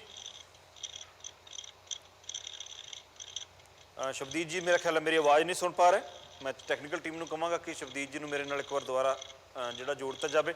ਗੱਲ ਕਰ ਰਹੇ ਸੀ ਅਸੀਂ ਜਨਰਲ ਜੇ ਸਿੰਘ ਦੀ। ਜਨਰਲ ਜੇ ਸਿੰਘ ਦਾ ਪੋਲੀਟੀਕਲ ਕੈਰੀਅਰ ਬਿਲਕੁਲ ਨਹੀਂ ਹੈ, ਪਰ ਅਕਾਲੀ ਦਲ ਵੱਲੋਂ ਕਿਉਂਕਿ ਕੈਪਟਨ ਸਾਹਿਬ ਨੂੰ ਪੰਜਾਬ ਦੇ ਵਿੱਚੋਂ ਪਿਛਲੇ ਕੁਝ ਦਿਨ ਪਹਿਲਾਂ ਹੀ ਐਕਸ ਸਰਵਿਸਮੈਨ ਬਾਡੀਜ਼ ਜਾਂ ਐਕਸ ਸਰਵਿਸਮੈਨ ਜਿਹੜੇ ਵੀ ਗਰੁੱਪ ਬਣੇ ਹੋਏ ਨੇ ਉਹਨਾਂ ਵੱਲੋਂ ਕਾਂਗਰਸ ਨੂੰ ਸਪੋਰਟ ਦੇਣ ਦੀ, ਮੈਂ ਦਰਸ਼ਕਾਂ ਨੂੰ ਦੱਸਦਾ ਕਿ ਘੋਸ਼ਣਾ ਕਰ ਦਿੱਤੀ ਗਈ ਸੀ ਕਿ ਜਿੰਨੇ ਵੀ ਐਕਸ ਸਰਵਿਸਮੈਨ ਬਾਡੀਜ਼ ਹੈਗੀਆਂ ਉਹ ਕਾਂਗਰਸ ਨੂੰ ਸਪੋਰਟ ਕਰਨਗੀਆਂ। ਤੇ ਕਾਂਗਰਸ ਨੂੰ ਸਪੋਰਟ ਕਰਨ ਦੇ ਨਾਲ ਨਾਲ ਕਾਂਗਰਸ ਵੱਲੋਂ, ਪੰਜਾਬ ਕਾਂਗਰਸ ਵੱਲੋਂ ਇੱਕ ਖਾਸ ਤਰੀਕੇ ਦਾ ਜਿਹੜਾ ਇੱਕ ਪ੍ਰੋਗਰਾਮ ਵੀ ਹੈਗਾ ਉਹ ਐਕਸ ਸਰਵਿਸਮੈਨ ਲੋਕਾਂ ਵਾਸਤੇ, ਜਿਹੜੇ ਸਾਡੇ ਫੌਜੀ ਅਧਿਕਾਰੀ ਨੇ, ਰਿਟਾਇਰਡ ਫੌਜੀ ਅਧਿਕਾਰੀ, ਉਹਨਾਂ ਵਾਸਤੇ ਇੱਕ ਖਾਸ ਪ੍ਰੋਗਰਾਮ ਵੀ ਉਲੀਕ ਦਿੱਤਾ ਗਿਆ, ਜਿਹੜਾ ਅਨਾਉਂਸ ਵੀ ਕਰ ਦਿੱਤਾ ਗਿਆ। ਉਸ ਤੋਂ ਬਾਅਦ ਸ਼੍ਰੋਮਣੀ ਅਕਾਲੀ ਦਲ ਨੇ ਜੇ ਸਿੰਘ ਨੂੰ, ਜੋ ਕਿ ਜਨਰਲ ਰਿਟਾਇਰਡ ਨੇ, ਉਹਨਾਂ ਨੂੰ ਕੈਪਟਨ ਅਮਰਿੰਦਰ ਦੇ ਖਿਲਾਫ ਉਤਾਰਿਆ ਗਿਆ ਜੀ। ਅਗਰ ਸ਼ਬਦੀਪ ਜੀ ਮੇਰੇ ਨਾਲ ਆ ਗਏ ਹੁਣ ਤਾਂ ਸ਼ਬਦੀਪ ਜੀ ਤੁਸੀਂ ਕੀ ਕਹਿਣਾ ਚਾਹੋਗੇ? ਜੇ ਸਿੰਘ ਜੀ ਦੀ ਟਿਕਟ ਜਿਹੜੀ ਹੈਗੀ ਆ ਜੇ ਕੈਪਟਨ ਸਾਹਿਬ ਦੇ ਬਰਾਬਰ ਲਿਆਂਦੀ ਗਈ ਹੈ ਤਾਂ? ਕੁਲਵੀਰ ਜੀ, ਮੈਂ ਇਹ ਕਹਾਂਗਾ ਕਿ ਇੱਕ ਸ਼ਬਦਾਂ ਦੀ ਪੱਧਰ ਦੇ ਉੱਤੇ ਕਾਫੀ ਦਿਲਚਸਪ ਗੱਲ ਬਣ ਗਈ ਕਿ ਇੱਕ ਜਣਾ ਇਹ ਕਹੇ ਕਿ ਮੈਂ ਇਹ ਕੈਪਟਨ ਜਿਹੜਾ ਉਹ ਜਨਰਲ ਨੂੰ ਹਰਾਏਗਾ, ਦੂਸਰਾ ਇਹ ਕਹੇ ਕਿ ਜਨਰਲ ਦੇ ਸਾਹਮਣੇ ਜਦੋਂ ਕੈਪਟਨ ਆਏਗਾ ਉਦੋਂ ਵੇਖਾਂਗੇ ਕੀ ਬਣਦਾ ਹੈ। ਮੈਨੂੰ ਲੱਗਦਾ ਇਹ ਕੋਈ ਪੋਲੀਟੀਕਲ ਭਾਸ਼ਾ ਨਹੀਂ ਹੈ। ਜਨਰਲ ਜੇ ਸਿੰਘ ਦੇ ਚੋਣ ਦੇ ਵਿੱਚ ਆਏ ਨੇ ਤਾਂ ਉਹਨਾਂ ਨੂੰ ਚਾਹੀਦਾ ਇਹੀ ਹੈ ਕਿ ਅਕਾਲੀ ਦਲ ਦੀ ਜੋ ਪੋਲੀਟਿਕਸ ਹੈ ਉਹਦੇ ਆਧਾਰ ਦੇ ਉੱਤੇ ਕੈਪਟਨ ਦੇ ਖਿਲਾਫ ਚੋਣ ਲੜਨ, ਨਾ ਕਿ ਜਨਰਲ ਤੇ ਕੈਪਟਨ ਦੇ ਆਧਾਰ ਦੇ ਉੱਤੇ ਇਸ ਕਿਸਮ ਦੇ ਫੈਸਲੇ ਕੀਤੇ ਜਾਣ। ਜਿੱਥੋਂ ਤੱਕ ਫੌਜੀ ਜਥੇਬੰਦੀਆਂ ਦਾ ਆਪਸੀ ਕਹਿ ਲਓ ਵਿਵਾਦ ਖੜਾ ਹੋਣ ਦੀ ਗੱਲ ਹੈ, ਮੈਂ ਨਹੀਂ ਸਮਝਦਾ ਕਿ ਸਿਰਫ ਇਸ ਕਰਕੇ ਕਿਸੇ ਬੰਦੇ ਦੀ ਫੌਜੀਆਂ ਨੂੰ, ਪੰਜਾਬ ਦਿਆਂ ਨੂੰ ਜਾਂ ਫੌਜੀਆਂ ਨੂੰ ਸਪੋਰਟ ਕਰ ਦੇਣੀ ਚਾਹੀਦੀ ਹੈ ਕਿ ਉਹਦਾ ਪਿਛੋਕੜ ਫੌਜ ਵਾਲਾ ਵਾ। ਵੇਖਣਾ ਇਹ ਚਾਹੀਦਾ ਕਿ ਕੋਈ ਬੰਦਾ ਪੰਜਾਬ ਦੇ ਹਿੱਤ ਦੇ ਵਿੱਚ ਕਿੰਨਾ ਹੈ। ਜਿਹੜੇ ਸਾਬਕਾ ਫੌਜੀ ਨੇ ਖਾਸ ਕਰਕੇ ਜਿਹੜੇ ਪਟਿਆਲਾ ਹਲਕੇ ਦੇ ਵਿੱਚ ਪੈਂਦੇ ਹੋਣਗੇ ਵੋਟਰ ਹੋਣਗੇ, ਉਹਨਾਂ ਨੂੰ ਇਹ ਦੇਖੇ ਜਾਣ ਦੀ ਜ਼ਰੂਰਤ ਨਹੀਂ ਹੈ ਕਿ ਉਹਨਾਂ ਨੂੰ ਫੌਜੀ ਪਿਛੋਕੜ ਹੋਣ ਕਰਕੇ ਉਹਨਾਂ ਦੇ ਸਾਹਮਣੇ ਕੋਈ ਦੁਬਿਧਾ ਪੈਦਾ ਹੋ ਗਈ ਹੈ ਕਿ ਉਹਨਾਂ ਨੇ ਕਿਸ ਫੌਜੀ ਦੀ ਚੋਣ ਕਰਨੀ ਹੈ। ਮੇਰੇ ਮੁਤਾਬਕ ਬਹੁਤ ਕਲੀਅਰ ਗੱਲ ਹੈ ਕਿ ਜੇ ਤੇ ਉਹਨਾਂ ਨੂੰ ਜਨਰਲ ਜੇ ਸਿੰਘ ਜਿਹੜੇ ਅਕਾਲੀ ਦਲ ਵੱਲੋਂ ਚੋਣ ਲੜ ਰਹੇ ਨੇ, ਇਹ ਲੱਗਦਾ ਕਿ ਅਕਾਲੀ ਦਲ ਪੰਜਾਬ ਦੀ ਭਲਾਈ ਦੇ ਵਿੱਚ ਹੈ ਤੇ ਉਹਨਾਂ ਨੂੰ ਅਕਾਲੀ ਦਲ ਨੂੰ ਵੋਟ ਕਰਨੀ ਚਾਹੀਦੀ ਹੈ। ਜੇ ਉਹਨਾਂ ਨੂੰ ਲੱਗਦਾ ਕਿ ਕਾਂਗਰਸ ਹੀ ਪੰਜਾਬ ਦੇ ਭਵਿੱਖ ਦੇ ਲਈ ਸਹਾਈ ਹੋ ਸਕਦੀ ਹੈ ਤੇ ਉਹਨਾਂ ਨੂੰ ਕੈਪਟਨ ਸਾਹਿਬ ਨੂੰ ਵੋਟ ਕਰਨੀ ਚਾਹੀਦੀ ਹੈ। ਇਹਦੇ ਵਿੱਚ ਦੁਬਿਧਾ ਵਾਲਾ ਜਾਂ ਝਗੜੇ ਵਾਲਾ ਕੋਈ ਸਵਾਲ ਨਹੀਂ ਹੈ। ਜੇ ਇਸ ਕਿਸਮ ਦੀ ਦੁਬਿਧਾ ਉਹਨਾਂ ਦੇ ਵਿੱਚ ਪੈਦਾ ਹੋਈ ਹੈ ਤਾਂ ਮੈਨੂੰ ਲੱਗਦਾ ਇਹ ਵੀ ਇੱਕ ਇਮੋਸ਼ਨਲ ਇਸ਼ੂ ਦੇ ਤੌਰ ਦੇ ਉੱਤੇ ਪੈਦਾ ਹੋਈ ਹੈ। ਪੋਲਿਟਿਕਸ ਨੂੰ ਇਸ ਕਿਸਮ ਦੇ ਇਮੋਸ਼ਨ ਨਾਲ ਜੋੜ ਕੇ ਵੇਖਣਾ ਕਿ ਜੇ ਦੋ ਫੌਜੀ ਖੜੇ ਹੋ ਗਏ ਨੇ ਤੇ ਅਸੀਂ ਹੁਣ ਕੀ ਕਰਾਂਗੇ, ਮੈਨੂੰ ਲੱਗਦਾ ਇਹ ਕੋਈ ਪੋਲੀਟੀਕਲ ਗੱਲ ਨਹੀਂ ਹੈ। ਔਰ ਪੋਲੀਟੀਕਲ ਫਾਇਦਾ ਜਿੰਨਾ ਉਹਦੇ ਵਿੱਚ ਉਹਨਾਂ ਨੂੰ ਦੋਨਾਂ ਚੋਂ ਇੱਕ ਪਸੰਦ ਆ ਉਹਨੂੰ ਵੋਟ ਕਰਨੀ ਚਾਹੀਦੀ ਹੈ। ਔਰ ਸਾਬਕਾ ਫੌਜੀ ਹੋਣ ਦੇ ਨਾਤੇ ਜੇ ਉਹਨਾਂ ਨੂੰ ਲੱਗਦਾ ਕਿ ਦੋਨੋਂ ਹੀ ਸਾਡੀ ਪਸੰਦ ਦੇ ਦਾਇਰੇ ਤੋਂ ਬਾਹਰ ਨੇ ਕਿਉਂਕਿ ਦੋਨਾਂ ਪਾਰਟੀਆਂ ਦੀ ਪੋਲਿਟਿਕਸ ਨਹੀਂ ਹੈ, ਤਾਂ ਉਹਨਾਂ ਨੂੰ ਜਿਹੜਾ ਕੋਈ ਉਹਨਾਂ ਨੂੰ ਤੀਜਾ ਉੱਥੇ ਕੈਂਡੀਡੇਟ ਜੈਨੂਅਨ ਲੱਗਦਾ ਉਹਦੇ ਤੇ ਮੋਹਰ ਲਾਉਣੀ ਚਾਹੀਦੀ ਹੈ। ਜੇ ਉਹਨਾਂ ਨੂੰ ਲੱਗਦਾ ਕਿ ਹੈਵੀ ਵੇਟ ਤਾਂ ਇਹ ਦੋਨੇ ਨੇ ਪਰ ਸਾਨੂੰ ਦੋਵੇਂ ਨਹੀਂ ਪਸੰਦ ਤੇ ਉਹਨਾਂ ਨੂੰ ਨੋਟਾ ਚੋਇਸ ਦੀ ਚੋਇਸ ਕਰਨੀ ਚਾਹੀਦੀ ਹੈ। ਇਸ ਕਿਸਮ ਦੀ ਦੁਬਿਧਾ 'ਚ ਪੈਣ ਦੀ ਕੋਈ ਜ਼ਰੂਰਤ ਨਹੀਂ। ਹਾਲਾਂਕਿ ਜਿਹੜਾ ਹੈ ਆਪਾਂ ਇਹਨੂੰ ਅਕਾਲੀ ਦਲ ਤੇ ਕਾਂਗਰਸ ਦੀ ਟੱਕਰ ਮੰਨ ਸਕਦੇ ਹਾਂ, ਪਰ ਜਿਸ ਤਰੀਕੇ ਨਾਲ ਕੁਛ ਸਾਬਕਾ ਫੌਜੀਆਂ ਦੀਆਂ ਜਥੇਬੰਦੀਆਂ ਵੱਲੋਂ ਰਿਐਕਸ਼ਨ ਆਇਆ ਜੇ ਸਿੰਘ ਹੁਣਾਂ ਦੇ ਪਟਿਆਲੇ ਤੋਂ ਟਿਕਟ ਲੈਣ ਤੋਂ ਬਾਅਦ ਜਾਂ ਖੜੇ ਹੋਣ ਤੋਂ ਬਾਅਦ, ਉਹ ਜਿਹੜਾ ਹੈ ਉਹ ਸਬਦੀਸ਼ ਜੀ ਦੇ ਕਹਿਣ ਮੁਤਾਬਕ ਉਹ ਮੇਰਾ ਖਿਆਲ ਆ ਉਹ ਸੁਭਾਵਕ ਨਹੀਂ ਲੱਗ ਰਿਹਾ। ਮੈਨੂੰ ਲੱਗ ਰਿਹਾ ਕਿ ਉਹ ਜਿਹੜਾ ਸਿਆਸਤ ਤੋਂ ਪ੍ਰੇਰਿਤ ਹੈਗਾ। ਜੇ ਉਹ ਇਸ ਗੱਲ ਦੇ ਉੱਪਰ ਵਿਰੋਧ ਕਰਦੇ ਕਿ ਉਹਨਾਂ ਨੂੰ ਕੈਪਟਨ ਦੇ ਖਿਲਾਫ ਆ ਕੇ ਨਹੀਂ ਖੜਨਾ ਚਾਹੀਦਾ ਸੀਗਾ, ਬੀਇੰਗ ਐਕਸ ਸਰਵਿਸਮੈਨ, ਤਾਂ ਸ਼ਾਇਦ ਕਿਤੇ ਨਾ ਕਿਤੇ ਐਕਸ ਸਰਵਿਸਮੈਨ ਦੀਆਂ ਜਿਹੜੀਆਂ ਸੰਸਥਾਵਾਂ ਇਹੋ ਜਿਹੀ ਗੱਲ ਕਰ ਰਹੀਆਂ ਉਹ ਮੇਰਾ ਖਿਆਲ ਗਲਤ ਦਿਸ਼ਾ ਦੇ ਵਿੱਚ ਨੇ ਜਾਂ ਪੰਜਾਬ ਦੀ ਸਿਆਸਤ ਤੋਂ ਪ੍ਰੇਰਿਤ ਹੋ ਕੇ ਗੱਲ ਕਰ ਰਹੀਆਂ। ਇਮੋਸ਼ਨਲ, ਮੈਨੂੰ ਸਬਦੀਸ਼ ਜੀ ਨੇ ਕਿਹਾ ਇਮੋਸ਼ਨਲ ਹੋ ਕੇ ਸ਼ਾਇਦ ਉਹਨਾਂ ਨਹੀਂ ਆ। ਸਿਆਸੀ ਤੌਰ ਦੇ ਉੱਪਰ ਇਹ ਜਿਹੜਾ ਜੇ ਸਿੰਘ ਜੀ ਦਾ ਵਿਰੋਧ ਕੀਤਾ ਜਾ ਰਿਹਾ ਉਹਨੂੰ ਸਿਆਸੀ ਤੌਰ ਤੇ ਮੈਂ ਦੇਖਦਾ। ਸਮਾਂ ਹੋ ਗਿਆ ਕਿ ਆਪਾਂ ਜਿਹੜੀ ਗੱਲਬਾਤ ਹੈਗੀ ਅੱਜ ਦੀ ਇੱਥੇ ਹੀ ਸਮਾਪਤ ਕਰੀਏ। ਚੋਣ ਮੈਨੀਫੈਸਟੋ ਕਾਂਗਰਸ ਦਾ ਆ ਜਾਣਾ, ਕੱਲ ਉਹਦੇ ਬਾਰੇ ਵੀ ਗੱਲ ਹੋਏਗੀ। ਕੱਲ ਪਤਾ ਲੱਗ ਜਾਏਗਾ ਕਿ ਕਾਂਗਰਸ ਪੰਜਾਬ ਨੂੰ ਲੈ ਕੇ ਕਿੰਨੀ ਕੁ ਸੀਰੀਅਸ ਹੈ, ਕਿੰਨੀ ਕੁ ਚਿੰਤਾ ਹੈ ਉਹਦੇ ਮਨ ਦੇ ਵਿੱਚ। ਚੋਣ ਮੈਨੀਫੈਸਟੋ ਤੋਂ ਘੱਟੋ ਘੱਟ ਇਹਨਾਂ ਤੇ ਦਰਸਾਉਣ ਦੀ ਜ਼ਰੂਰਤ ਹੈ ਕਾਂਗਰਸ ਨੂੰ ਕਿ ਉਹ ਪੰਜਾਬ ਦੇ ਲਈ ਕਿੰਨੀ ਕੁ ਚਿੰਤਤ ਹੈ ਔਰ ਕੀ ਕਰਨਾ ਚਾਹੁੰਦੀ ਹੈ। ਦੂਸਰੀ ਗੱਲ, ਨਵਜੋਤ ਸਿੱਧੂ ਦਾ ਜਿਹੜਾ ਆਪਾਂ ਕਹਿ ਰਹੇ ਸਸਪੈਂਸ ਵੀ ਕੱਲ ਤੱਕ ਜਿਹੜਾ ਹੈ ਉਹ ਕਲੀਅਰ ਹੋ ਜਾਣਾ। ਔਰ ਅਗਰ ਤੀਸਰੀ ਜਿਹੜੀ ਚੀਜ਼ ਹੈਗੀ ਹੈ ਕਾਂਗਰਸ ਦੀ, 40 ਸੀਟਾਂ ਦੀ ਅਸੀਂ ਗੱਲ ਕੀਤੀ ਹੈ, ਅਗਰ ਉਹ ਵੀ ਇੱਕ ਦੇ ਦਿਨ 'ਚ ਕਲੀਅਰ ਹੋ ਜਾਂਦੇ ਤਾਂ ਪੰਜਾਬ ਦੇ ਜਿਹੜੀ ਸਿਆਸਤ ਦੀ ਤਸਵੀਰ ਹੈਗੀ ਆ ਆਉਣ ਵਾਲੇ ਦਿਨਾਂ ਦੀ ਜਿਹੜੀ ਹੈਗੀ ਆ ਕੁਝ ਕਲੀਅਰ ਹੋਣ ਲੱਗ ਪਏਗੀ ਕਿ ਕਿਹੜੀ ਪਾਰਟੀ ਜਿਹੜੀ ਹੈਗੀ ਆ ਉਹਦੀ ਸਥਿਤੀ ਕਿਸ ਤਰੀਕੇ ਦੀ ਪੰਜਾਬ ਦੇ ਵਿੱਚ ਬਣ ਜਾ ਰਹੀ ਹੈ ਜੀ। ਇਸ ਦੇ ਨਾਲ ਹੀ ਪ੍ਰੋਗਰਾਮ ਦੇਖ ਰਹੇ ਸਾਰੇ ਦਰਸ਼ਕਾਂ ਦਾ ਮੈਂ ਬਹੁਤ ਬਹੁਤ ਧੰਨਵਾਦੀ ਹਾਂ ਤੇ ਸ਼ਬਦੀਸ਼ ਜੀ ਤੇ ਸੀਪੀ ਜੀ ਤੁਹਾਡਾ ਵੀ ਪ੍ਰੋਗਰਾਮ ਵਿੱਚ ਮੇਰੇ ਨਾਲ ਜੁੜਨ ਵਾਸਤੇ ਬਹੁਤ ਬਹੁਤ ਧੰਨਵਾਦੀ ਹਾਂ ਜੀ। ਸਾਨੂੰ ਦਿਓ ਇਜਾਜ਼ਤ। ਸਤਿ ਸ਼੍ਰੀ ਅਕਾਲ ਜੀ।